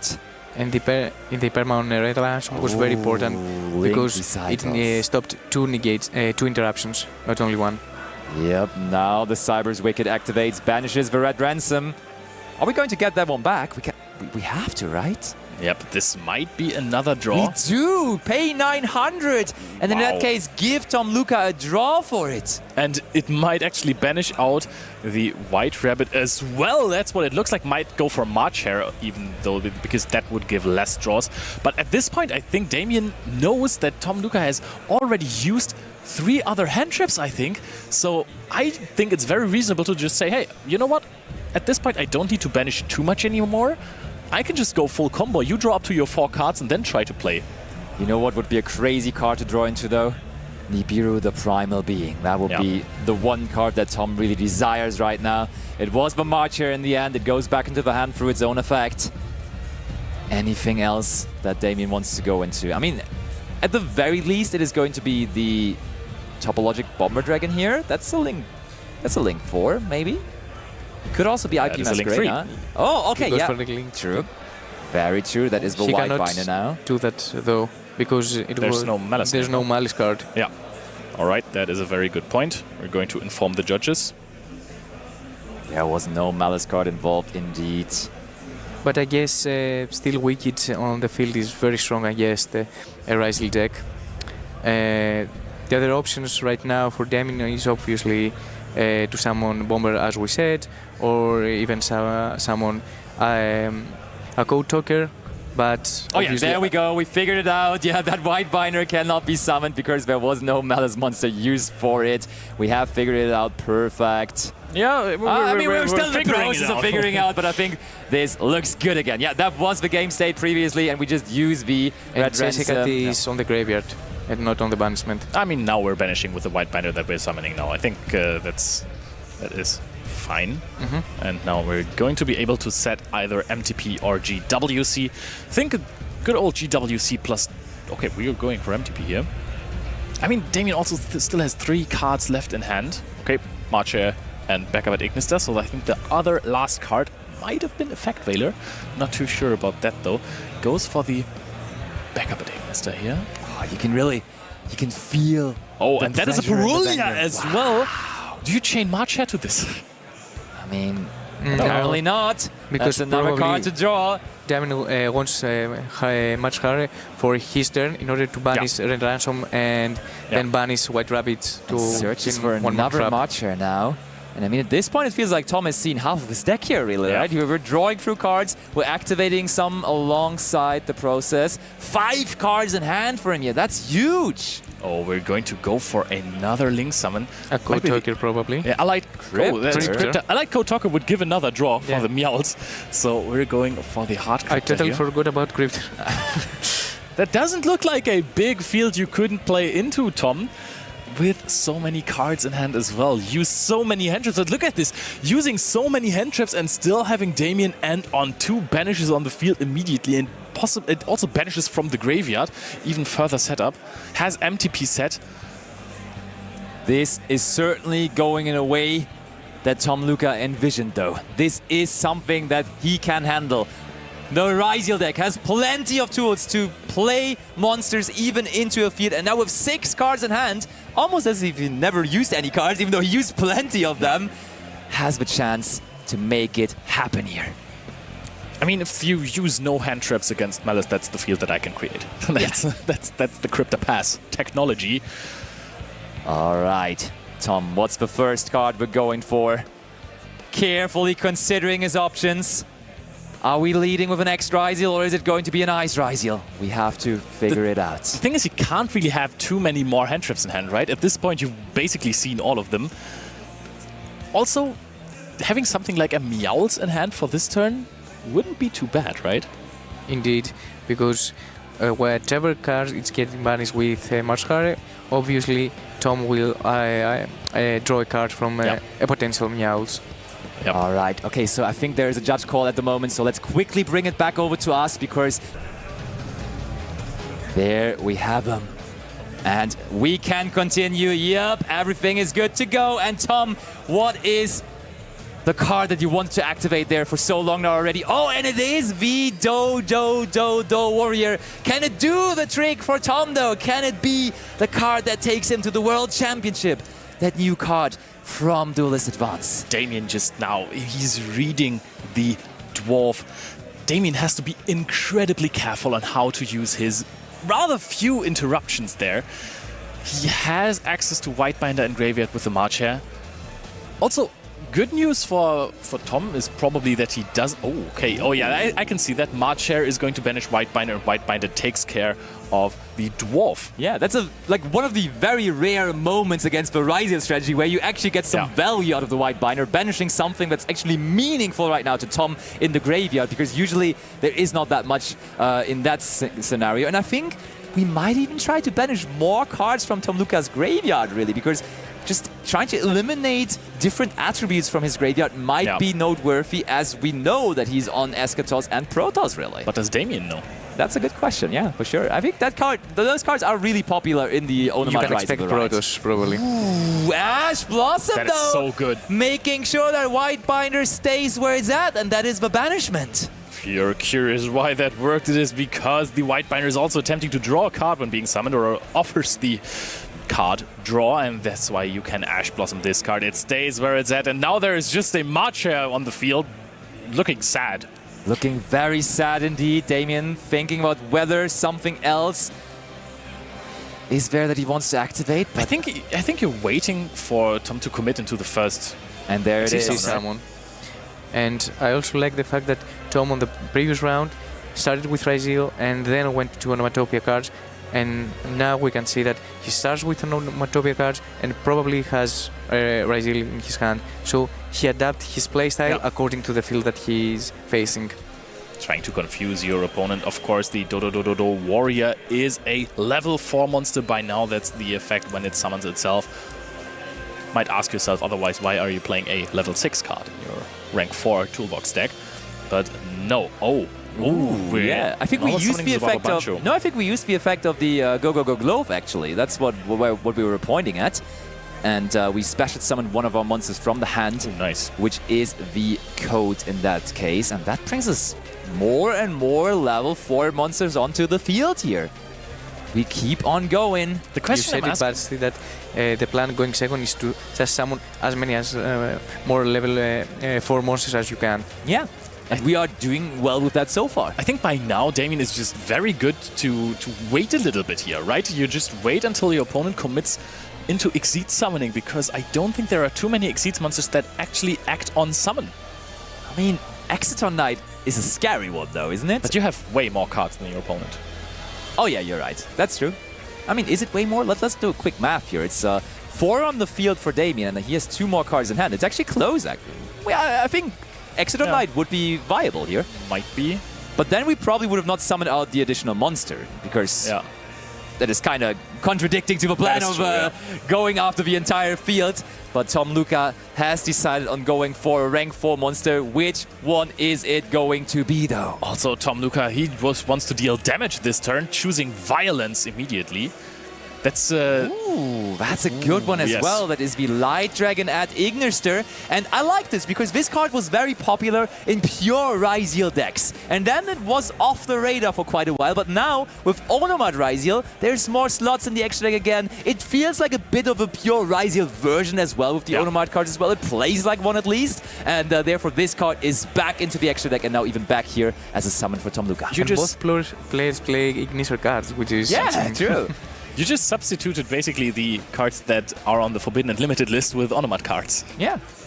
That is true. And Damien thinking about whether that is something he needs to worry about right now, because of course this card, or like monsters you control that would be destroyed by card effect, can be protected now. But I mean, destroying by card effect is not necessarily what the Malice deck is trying to do. And now we activate MTP and we're trying to banish that Light Dragon immediately, I would imagine. Yeah. That is searches chassis. Not the vibe of the Malice deck to destroy something. No, we only banish, which makes things quite awkward in the mirror matches sometimes. Light Dragon at Ignister, it's not a valuable combo piece. It is trying to break the field, and it got one interruption out. Chassis Cat being revealed again. And I mean, you were forced to do this there kind of as well, because the Light Dragon at Ignister, next to its protection effect, of course, has the effect to just destroy a card on the opponent's side of the field. So Baba Bancho Gagaga Code can summon out the Dwarf. Of course. There we go. That's why it is on the field. And now we can have 2 level 4 monsters. Leo, you asked me what he's trying to do. Just trying to summon a couple of level 4 monsters. And Tom Luca is doing pretty well with that so far. Got the MTP interruption out of the way already. And also note, he hasn't even searched once yet, so he hasn't even played into Droll and Lockbird. That's such a relief for the Ryziel strategy, that it's just not always playing into Droll and Lockbird, but having ways even when that card would resolve, but so far no Droll just yet. Sometimes neither has normal summoned also. It's very important. That's true. Oh, that's Dugaris coming down here. I did not expect that card, but really Tom Luca going through everything but Ryziel cards at the moment here. And we go for number 60. And that number 60 was on the field, but not anymore, as we immediately banish it with the Heart Cryptor. But now, is there maybe a good normal summon? Oh my, Leo, I told you we wanted to draw the Arch Nemesis cards. Which one is it? We have a fire, we have a water, and we have an earth. So which one is it? Mike, is it your most favorite card, Protoss, or is it Eschatos? Here I know it it's comes. My boy. It is indeed. No, it is Eschatos. There it is. And Eschatos is very similar to what Protoss does, but it's not for attributes, but for types. But guess what? Against Malice, you just call Cybers, and they have a miserable day still. But I think that Damien still has one last ace in terms of interruptions up his sleeve, and that is an Effect Veiler that might be sitting in his hand. If Tom Luca Menzel now calls Cybers and there is going to be an Effect Veiler, he still has to go through so many resources that Damien has. But now we're checking the Eschatos first.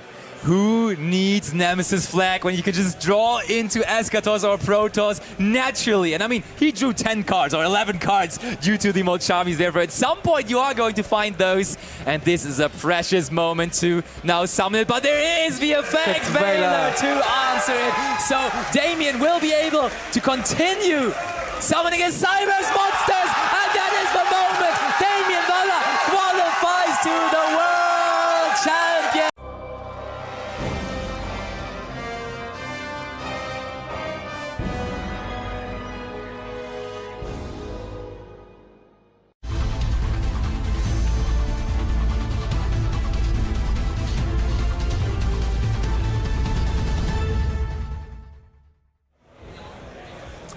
That's not a Labyrinth deck on the side of Yuna, of course, not Noel.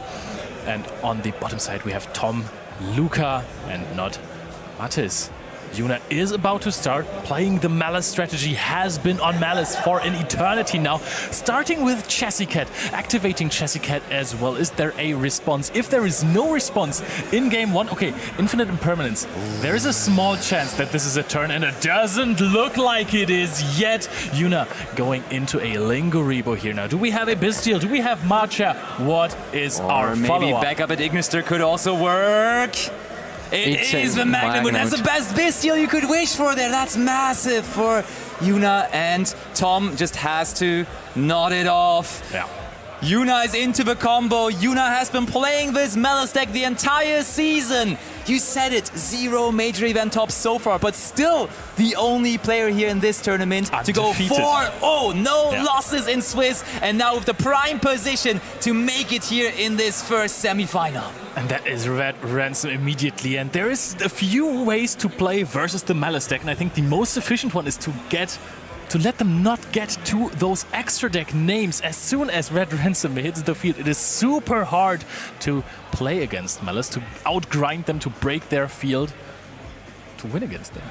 This is a match of all time for the both of them. It's actually crazy because I think both of them didn't even have a featured match yet at any of those big events. And now your first featured match is one where you are about to possibly qualify to the World Championship. That is absolute madness, but that is the situation we have both of these players in right now. And there is Nibiru, the primal being from Tom. And we do have the scores and names now perfectly updated. Nice.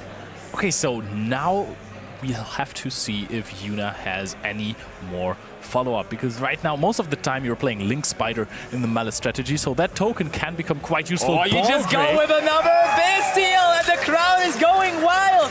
Yuna is supported by her friends, and that means the turn can go on even though the Nibiru was dropped. Yuna looks so confident right now, knows what he must do, and now he's extending so much.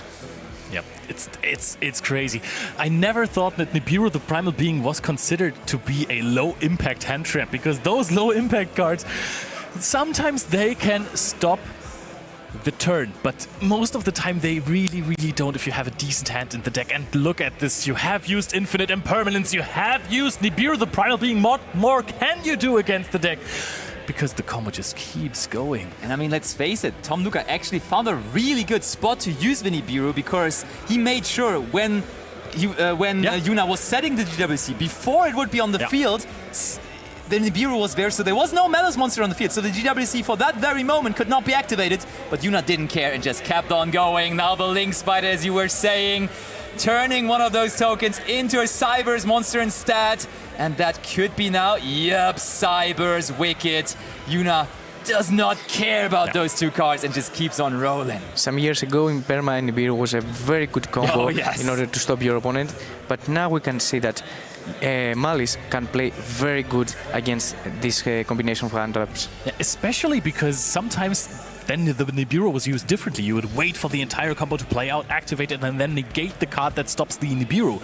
But against Malice, yes, you can get rid of the Allied Code Talker. That's great, but then there's still going to be a set GWC, access to MTP, access to Hard Crypta in the next turn.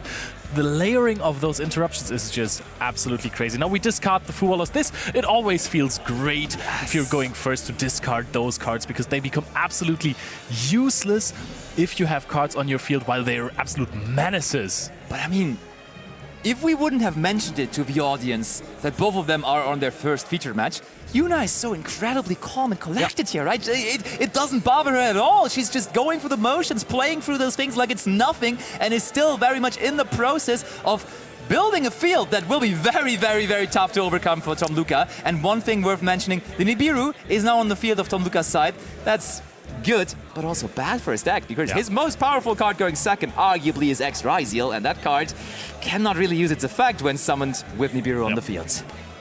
And at the moment, we can see that Yuna is very locked in, very into the zone, and she doesn't care if it is her first feature match or not. If she's one match away from the world, she's zoned in and she knows what she has to do. Yep, and I mean, game 1 is the game that Malice needs to win. We have seen this countless times. If you don't win game 1, you're playing versus... You have to win 2 games versus decks that contain Artifact Lancea. Yuna is very well on her way to overpowering Tom Luca's deck. The thing is, yes, Nibiru is, of course, stopping your X, but it is still a body on the field, can become annoying, but the deck, the Malice is... You can just go hard Crypta and just get rid of it if you want to. So all of these choices, everything is out in the open here. GWC was set back, so Yuna, another believer of the GWC technology, and look where it brought her. 4-0 in the tournament, currently looking really good to turn this first game also into a win. Also, Baldrake on the field as an extender is insanity, because this card is another interruption, and a really good one at that as well. And guess what? In the end phase, we get a Druid's Worm for free as well, because Magnamute was also resolved this turn. Like, this is massive what Yuna is getting out here. Or even look at the that. Baldrake from the graveyard. We're linking it off, all right. I mean, fair enough. Tom Luca also kind of hand-looped himself with the Impermanence and the Nibiru, the Primal Being, even though not using them also doesn't do anything, so... Fair enough. Dormouse being shuffled back. Nibiru is gone now. No! Okay, careful. We're playing into Impermanence again. I think if there was another Impermanence, it would have been used earlier.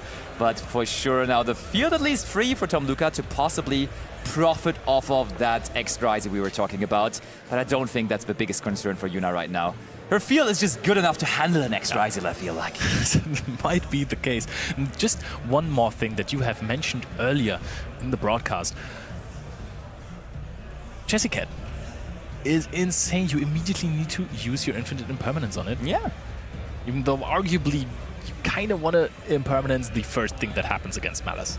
Yeah, you probably want to do it. You just want to stop that train from rolling in. But we are in the end phase now. This is all we got. We have created the field that we wished for. Allied Code Talker at Ignister is next to 2 link-free Malice monsters. And the Cyber's Wicked is still chilling in the extra monster zone as well. And now we can just search for the Baldrake again. Maybe we even have the Druid's Womb already, you know?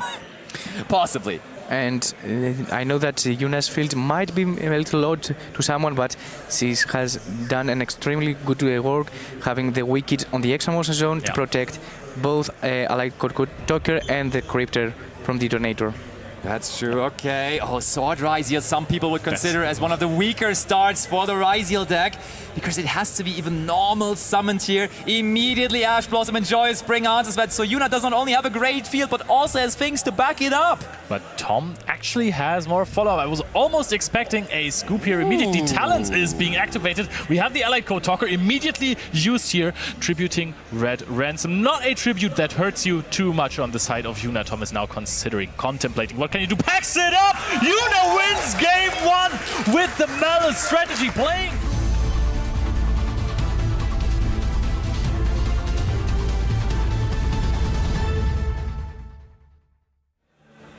Pressure on Tom Luca, not allowed to lose another game here in this match if he wants to make it to the world stage through this match here. Sure, he can still rely on that backup wave for the 3rd place finish, but he just really wants to get it here, I feel like. Yeah, I think that's a very normal thing to want. Yeah. Oh, and look at that, though. We have the card that we were talking about. Warrior is sending his small brother, I want to say, the Dwarf Golov to the graveyard. What, I mean, however, Fugalus is chained, which is very important. That is indeed very good. And doesn't seem like Tom has a response to it. Yeah, that is pretty strong here, because even going into Rafflesia would mean an extra draw now. This might be the strongest answer that you could have for this start there. Very much. As resolved. Tom still decides to go for rank 4. And that is the Banshee now. Okay.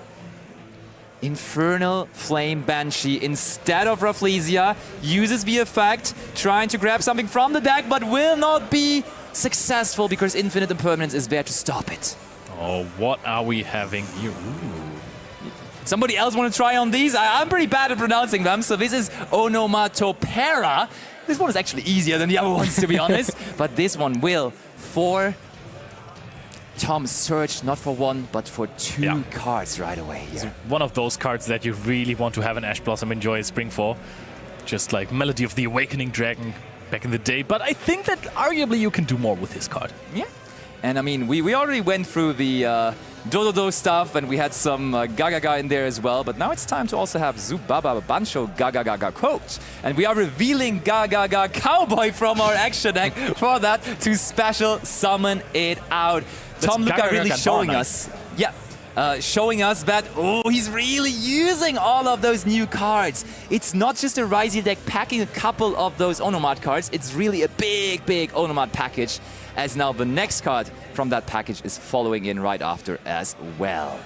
Subaba Bancho Gaga Code is being Dominus Impulse with an Impermanence in hand that is using cards to the fullest potential. Tom Luca is with his back against the wall there. Can't be too many cards more in his hand. Can he extend any further? Yuna is smiling to herself, knowing this might be a really good spot if she has access to a play. Yeah, and I mean, Yuna in both games is very confident. Yuna, is there going to be a normal summon of maybe a Dormouse?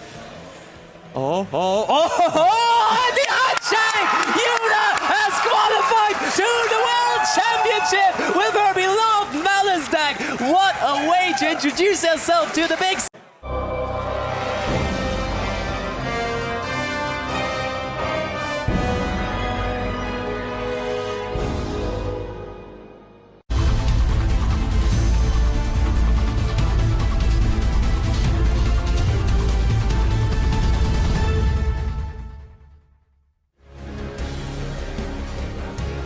Here they are, and let's take a look at, I mean, I remember instantly the drawing pattern, and I know that's Madi. So you're gonna see it at night when you close your eyes. Absolutely. The W. That's why it's a W for the win. And if let's just take a look at this. If I'm not mistaken, then it was a previous all German, semi-finals, and this is an all French one. Am I wrong? I think so. So, regardless, we will see a France versus Germany battle in the last decider. But I mean, Malice is the overall winner, I think. Malice is the winner. Yu-Gi-Oh is the winner. Every single World Championship participant. Minus, of course, the chance that Luca does an upset Tom in the first playoff. There are 3 Malice deck in top 4. Wow. Yeah, that's a lot of Malice, and I guess people were right to prepare for it because it's definitely the most popular deck this weekend. I think people were telling me it was definitely very popular among the French participants, so that's probably why some of them were like very heavily prepared for it. Even seeing some main decked Lanciers. Here it looks like everything is resolving and the March chart is coming back. Yep. We have been through these multiple times. I mean, if you're not able to stop the deck, it gets almost impossible to get out of it, since it's not just about turn 2, but it's about turn 3, where they will get another chance at it. And for now, it doesn't seem like Damian is responding. Will that change here? Yeah, you just got so much stuff at this point. I mean, picking up. This might be time for a Bestial if he's got one, which it is indeed.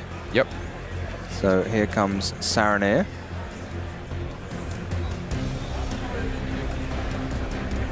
Ooh, and we just got some inside intel from our lovely Jean-Alexis, which obviously know them both, and he just told me that they have been preparing together the whole year, so they are absolutely close friends, and that's great to hear. At the same time, I'm sure it will be a bittersweet ending, but hopefully they will, be cheering for the other in the play-off. So, wow, what a... I mean, what a plot. What a plot. Yeah, I mean, unfortunately, it's not Master Duel where you get to take 2 of your friends with you if you qualify. You do go alone. I feel like we see this occasionally in players, having to play their friends. If you've practiced a lot together and you're both doing well, then it makes sense that you both do well together. Yeah, I mean, for sure, depending on, either way, I think both of them will cheer for the loser of the match in the 3rd place. So I mean, it's always great to see how you basically test throughout the year, and you really want to make it to the World Championship qualifier points playoff. And I mean, here they're both just showing us that all the testing that they made throughout the year was really worth it, and they have the chance basically to bring it home. Which brings the question: do they play the same deck lists, or are there differences? I had a look at them. They're both quite similar. I don't know if they're card for card the same, but could be. Cards like Effect Veiler. Surely you didn't. This can't be a coincidence if they're both running it. I think it's. It looks like a card by card deck list. Yeah. Yeah. It does. I don't see anything moving. So yeah, that makes it. So yeah, I mean, 99% sure that they are playing card by card, which is so impressive. I mean, the field is insane, and they still both make it to the top 4. Unfortunately, one against each other, but I mean, it's really one of those things straight out of a movie when you just fantasize with your friends about what could happen later on in the year, and it's a great story. Yeah, here we go. Gonna pick up that backup at Ignista.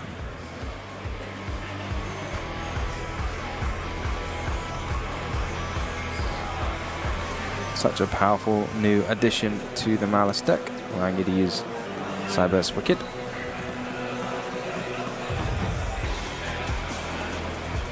So I suppose Mantis knows exactly what he is playing around.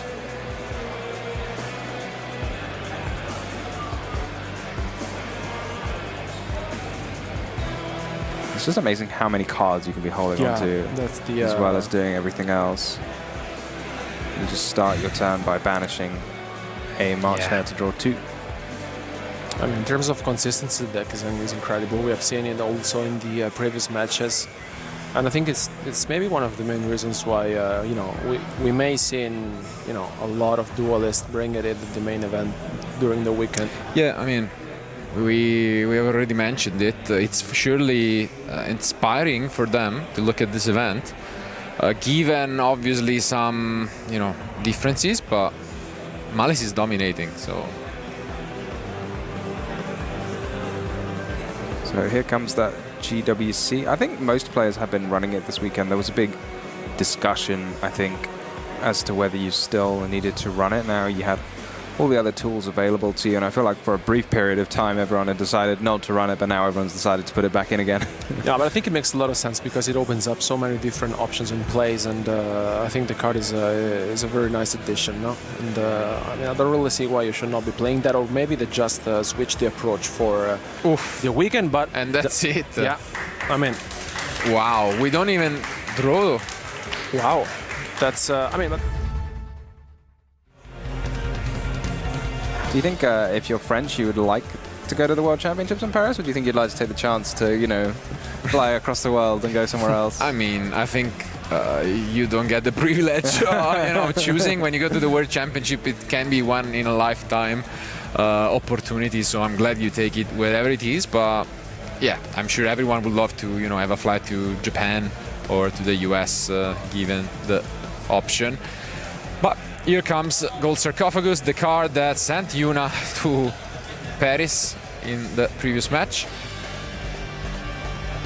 Yeah, Gold Sarcophagus. I suppose that no one really thought of it as the counterpart to Foolish Burial when it first came out, but now it really is. It's basically just a Foolish Burial, but for banishing. I don't think anyone's waiting 2 turns these days to pick up the card.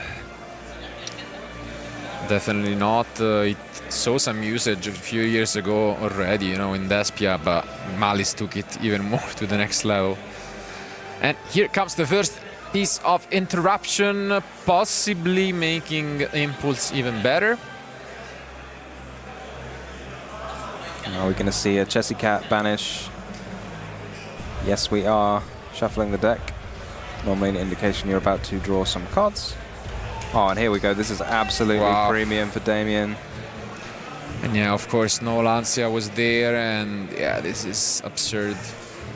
Yeah, Lancia is really the only card that can interact with this kind of thing. It's so powerful otherwise, because even if you're throwing other hand traps at it, you're just going to run out of cards, because you need one to stop the Chess Cat, for example, and then one to stop a Splash Mage, and then another one to stop a Link 3. It's impossible. No, with a hand like this, honestly, the goals are core because in the Jessica plus the Dormouse, it's I think it would have been the only one. Yeah. Well, we'll still gotta play some Yu-Gi-Oh to get this win. I doubt that at this stage we're gonna, have some free games given to us by our opponent.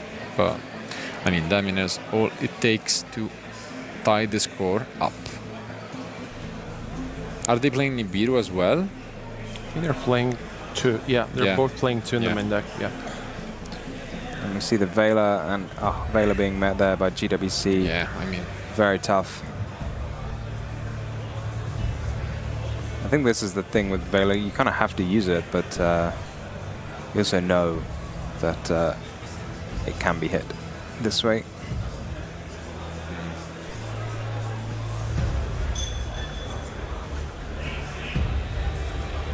It'd be really interesting to hear from them about why they chose these Velas and Imperms.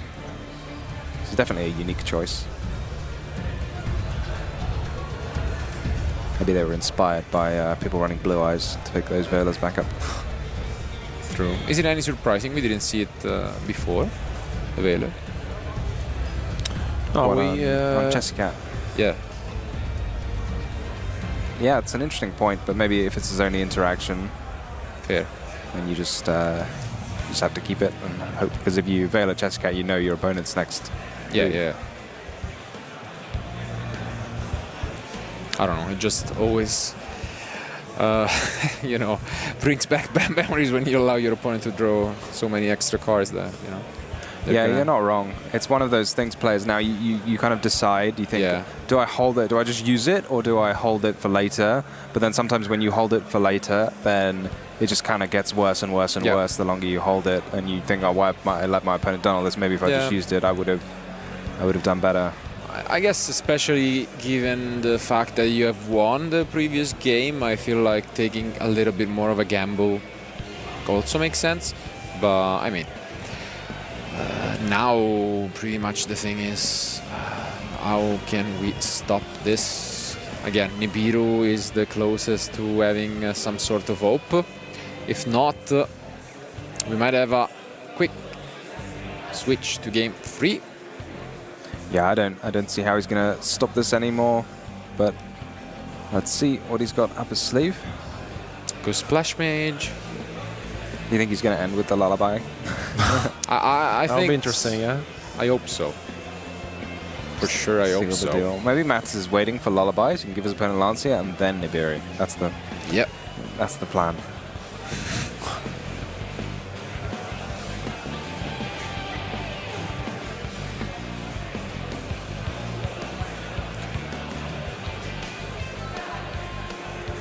Yeah, I mean, here we're just gonna see the usual suspects, the White Binder, such amazing recursion effect.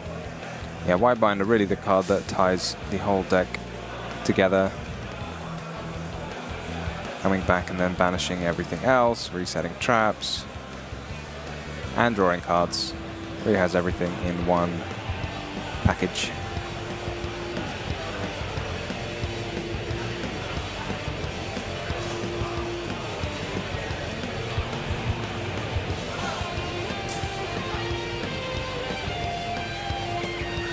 Yeah, not much that Matisse can do at the moment. I think it's just maybe bluffing a Nibiru, just to wait if Damien plays it out differently, because it doesn't seem like he has any other sort of interruptions. And once you have that GWC set, though, even if the worst case and you just kind of passed on Nibiru, you know you're going to have it for next turn.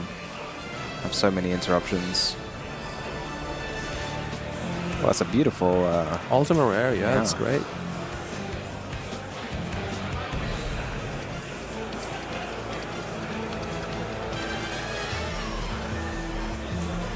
Those Effect Veiler is very nice with Firewall since you can use both of them together. Use the Veiler and then immediately pick it up again.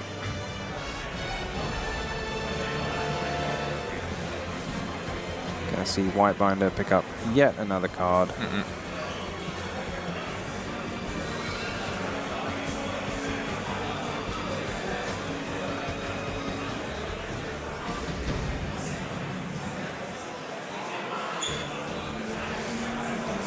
Are they running the big code?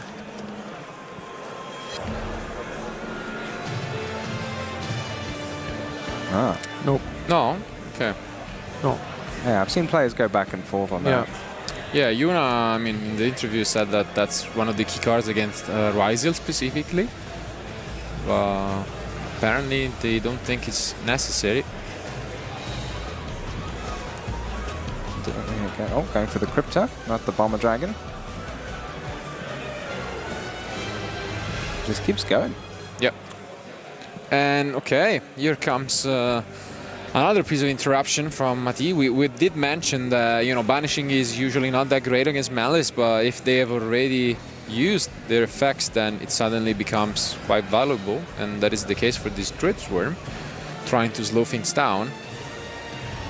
But you've had to wait all this time before you can use it. Yeah. Yeah.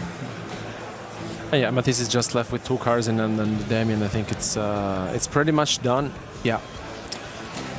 So let's see if we are just going right into game 3 or if Matisse has enough. Allure of Darkness is a great start. Yeah, it's one of those super powerful engine cards. Yeah. Almost always a +1, and yeah, the Dormouse is going to be banished. Just a single copy in the deck list for both of them. Really? Yeah. It's one of those cards, Equore. yeah, where you normally see sort of 0 or 3, depending on your philosophy of putting it in the deck. I suppose if you play 1, you know, you can't get drolled on the second one. Do you play 40? Or like 41 with one of them, you know? One of those things. I don't know if we can quickly check. If not, it's fine. But yeah, for now it seems like 40. Damien is just allowing this to resolve. So Chassis Cat comes to the field. So you're going to use the Crypto on the Chassis Cat. Yep. Making a brief appearance before being banished once more. And then Matt, is that his last card? No, he's got a few. No. Yeah. Because of the Allure.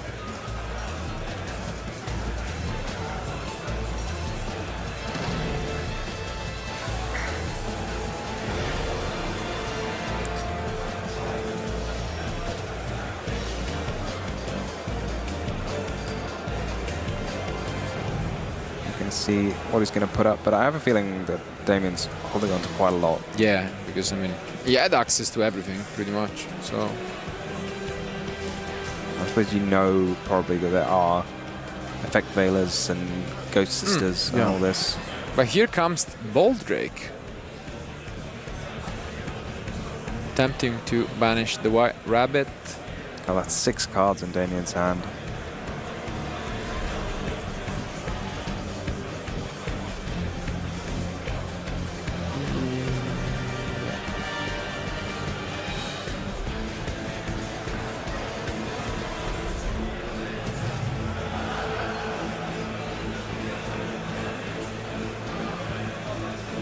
Okay, we finally react using our 06 that we recovered with the White Binder. And yeah, it is White Binder coming down once more. Interesting to not negate this with Linger Evo. Do you think he just forgot? Maybe he needs the monster. Yeah. Because there's no cards he's going to get would interrupt you at all, right? Oh no, you do get an interruption, don't you? Because you get the trap.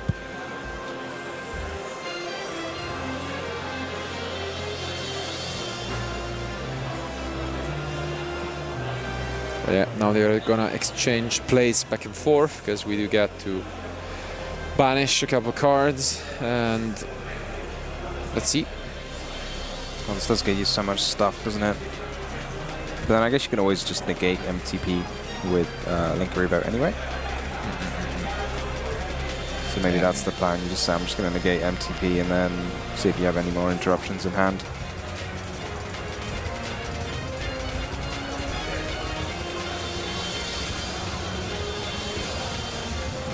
Getting some precious life back. Yeah, you got to take care not to run out of life points. Yeah, because the risk of that Aniteckzetto talker is always, you know, present. So, oh my God, so many cards. Yeah, that's absolutely. Yeah, he's getting even more now. I think he had 6 just before resolving this chain. So, a Malice in the Mirror going to add a good few more. Yeah, gonna go up to 8, I think.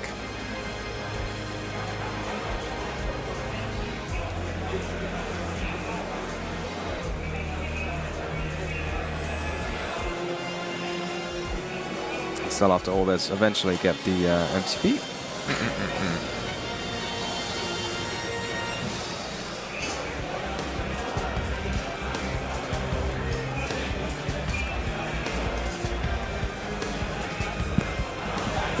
Mantis now probably being allowed to continue his turn.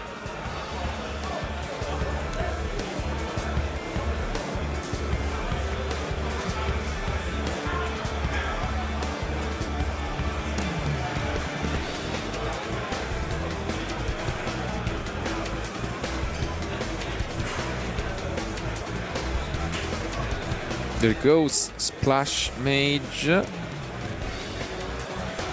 Splash Mage is quite a juicy target to interrupt if you have the ability to.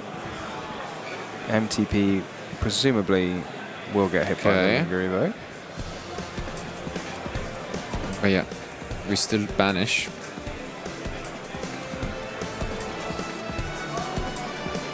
And it's going to be the White Binder. He's going to get even more cards. White Binder has not used its effect yet. It was summoned off GWC. And yeah. Wow. Look at this. How many cards he had? Like 8, 9 cards in hand or something? It's a lot.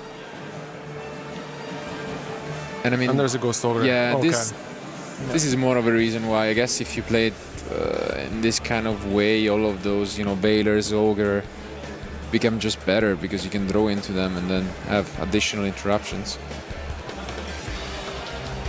You don't draw that many cards on your opponent's turn. No, but still, can make a difference. It does play nicely around like Dusters and Lightning Storms and things, rather than having to set imperms and impulses. Well, we are only sitting on 1 card, and I think it's called Sarcophagus for Matisse as well.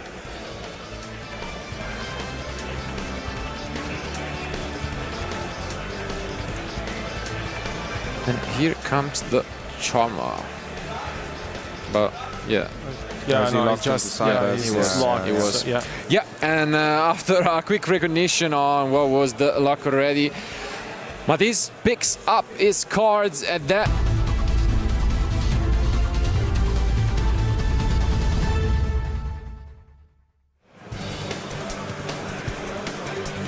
Go, both players just having one final shuffle. Matt is just finalizing those side deck. You can feel the tension building up, even though you're playing a friends. I mean, then they've probably played, I don't know, thousands of times in these years. I mean, this time is a slightly different, I'd say. Yeah, you gotta play correctly when the World Championships are on the line.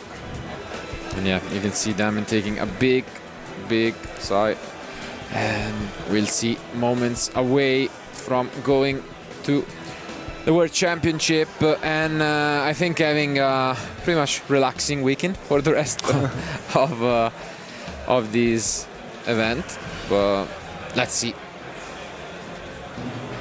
Maybe that's it. If you top in this event and get your World Champion spot, you're already just so happy and relaxed afterwards. That's why everyone goes on then to top the European Championships afterwards. Indeed. And let's see, it all comes down to this one final end for one of these 2 players. Are we going to see the Lancia? Different pattern from Mathieu. Let's see if he's gonna get punished. Nah, his bad luck might have run out. Yeah, he forgot it. Yeah, and here we see the Dormouse. It's a great start, but do we have the Lancia? No.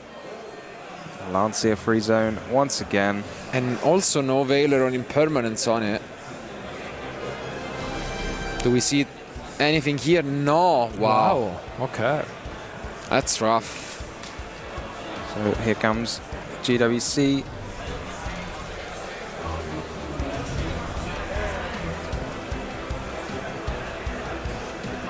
Is it just Splash Mage? Yeah, I mean, that's the same thing that we have been saying over and over. Let's see if there's any interruption here for Damien. I mean, they also play Ghost Spell, you know, other types of interesting interruptions, but it seems like he's having a think. Yeah, this is summon number 3, I think. So Dormouse will be summon 4. So you're going to get your Link 3 before 5 summons. There it is. No.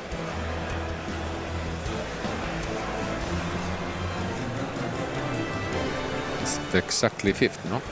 Yeah.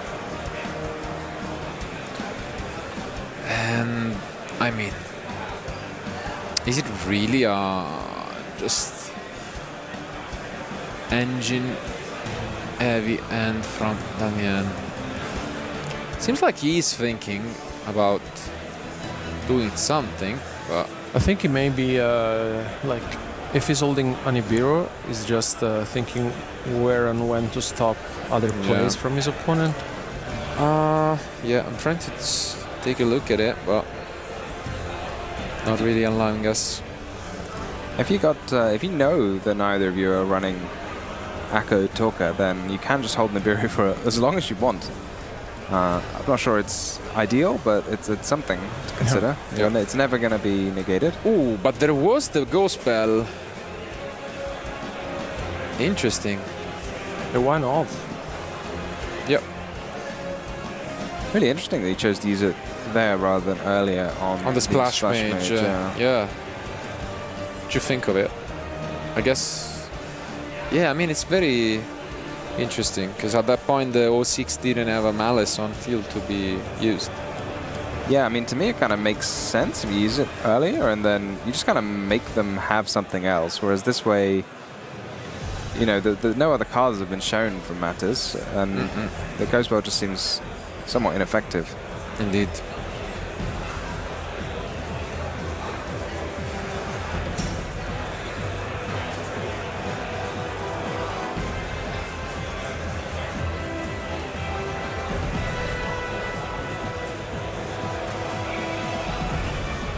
Here comes Hare.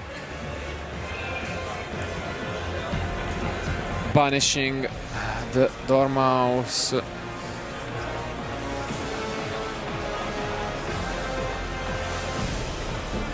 Just get so much stuff. So great. So tough now. Even Nibiru probably not going to get you out of anything. Yeah.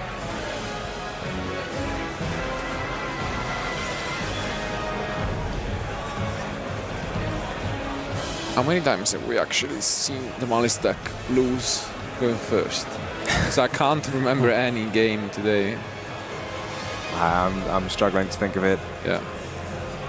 There was one game where it won on turn 3 after Lancia, but it still won going first. Yeah, exactly. It's still technically, again, still won. So, I mean,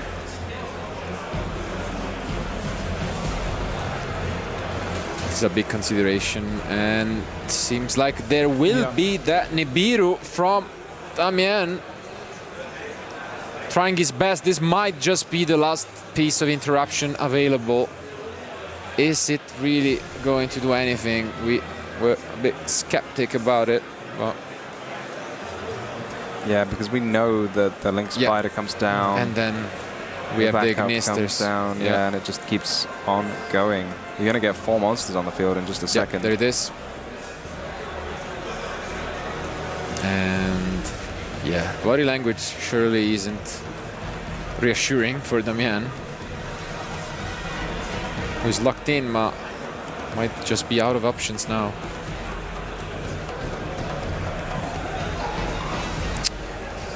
I don't know. Thinking back at the start of the turn again, when we had the Nibiru with it truly wasn't the case to just use the bell. It's like he had a on bit the splash pink. mage. Yeah. Oh, okay. But there is also a bestial. But here comes the. Wow, both playing only one copy of Ghost Bell and both throwing it in the final game. Yeah, Damien using really pinpoint interruptions. Yeah.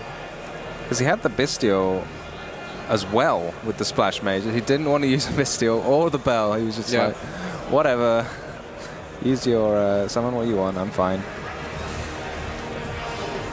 Yeah, I'm not sure the Bestial would have done much. I don't know what was the target, probably the Dormouse, but yeah, he's definitely been playing it patiently, let's say. Let's see whether that's gonna pay off.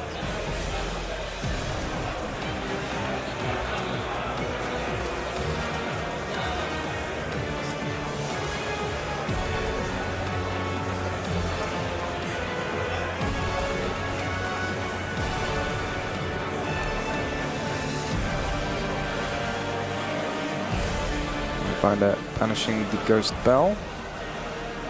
Already sure what you can do with the Ghost Bell in the grave, but just in case, you never just know. in case.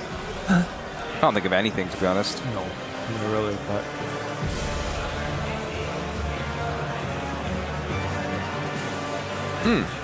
interesting here. Yep. We go for a turn 1 access code. Drawing a card and getting rid of this Biru.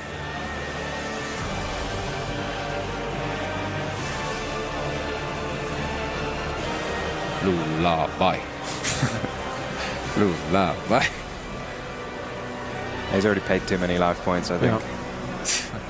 Sure. As if. Ooh, and we get to see the first topologic bomber of the day, I believe.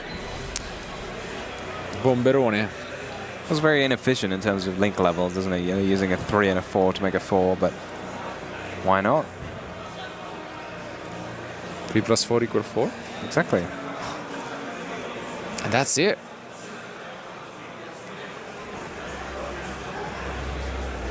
Can he pull it off? We know the Saronir.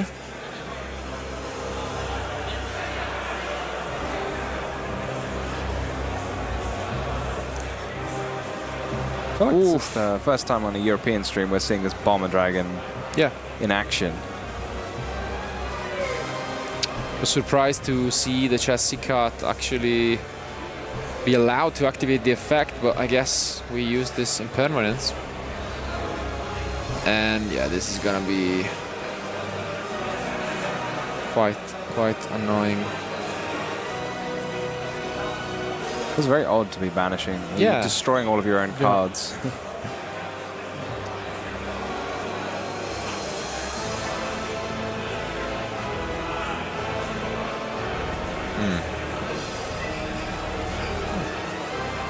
Kind of interesting. Maybe use the GWC just in case. Do you? Of a Lingaribo? I don't know.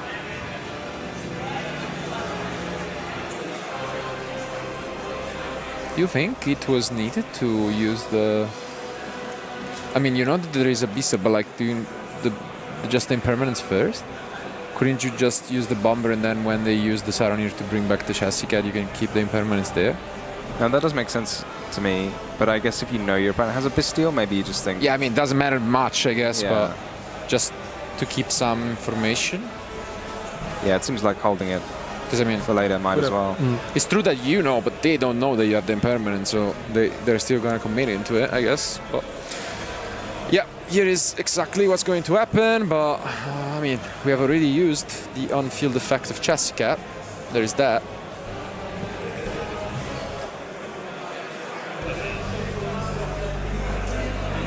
I don't know. Could be moments away. Oof, and yeah. Do we have anything? Damien looks a bit defeated. But let's not take things for granted here. Who is gonna go to the World Championship?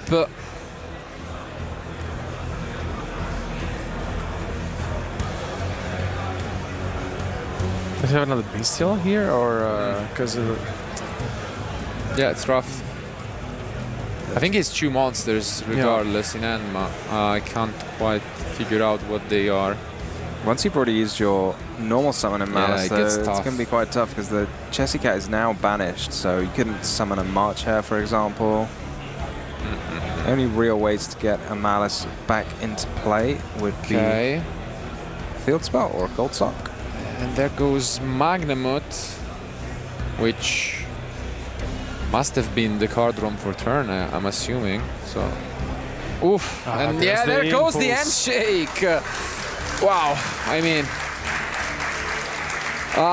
what an opener from Mathis once again.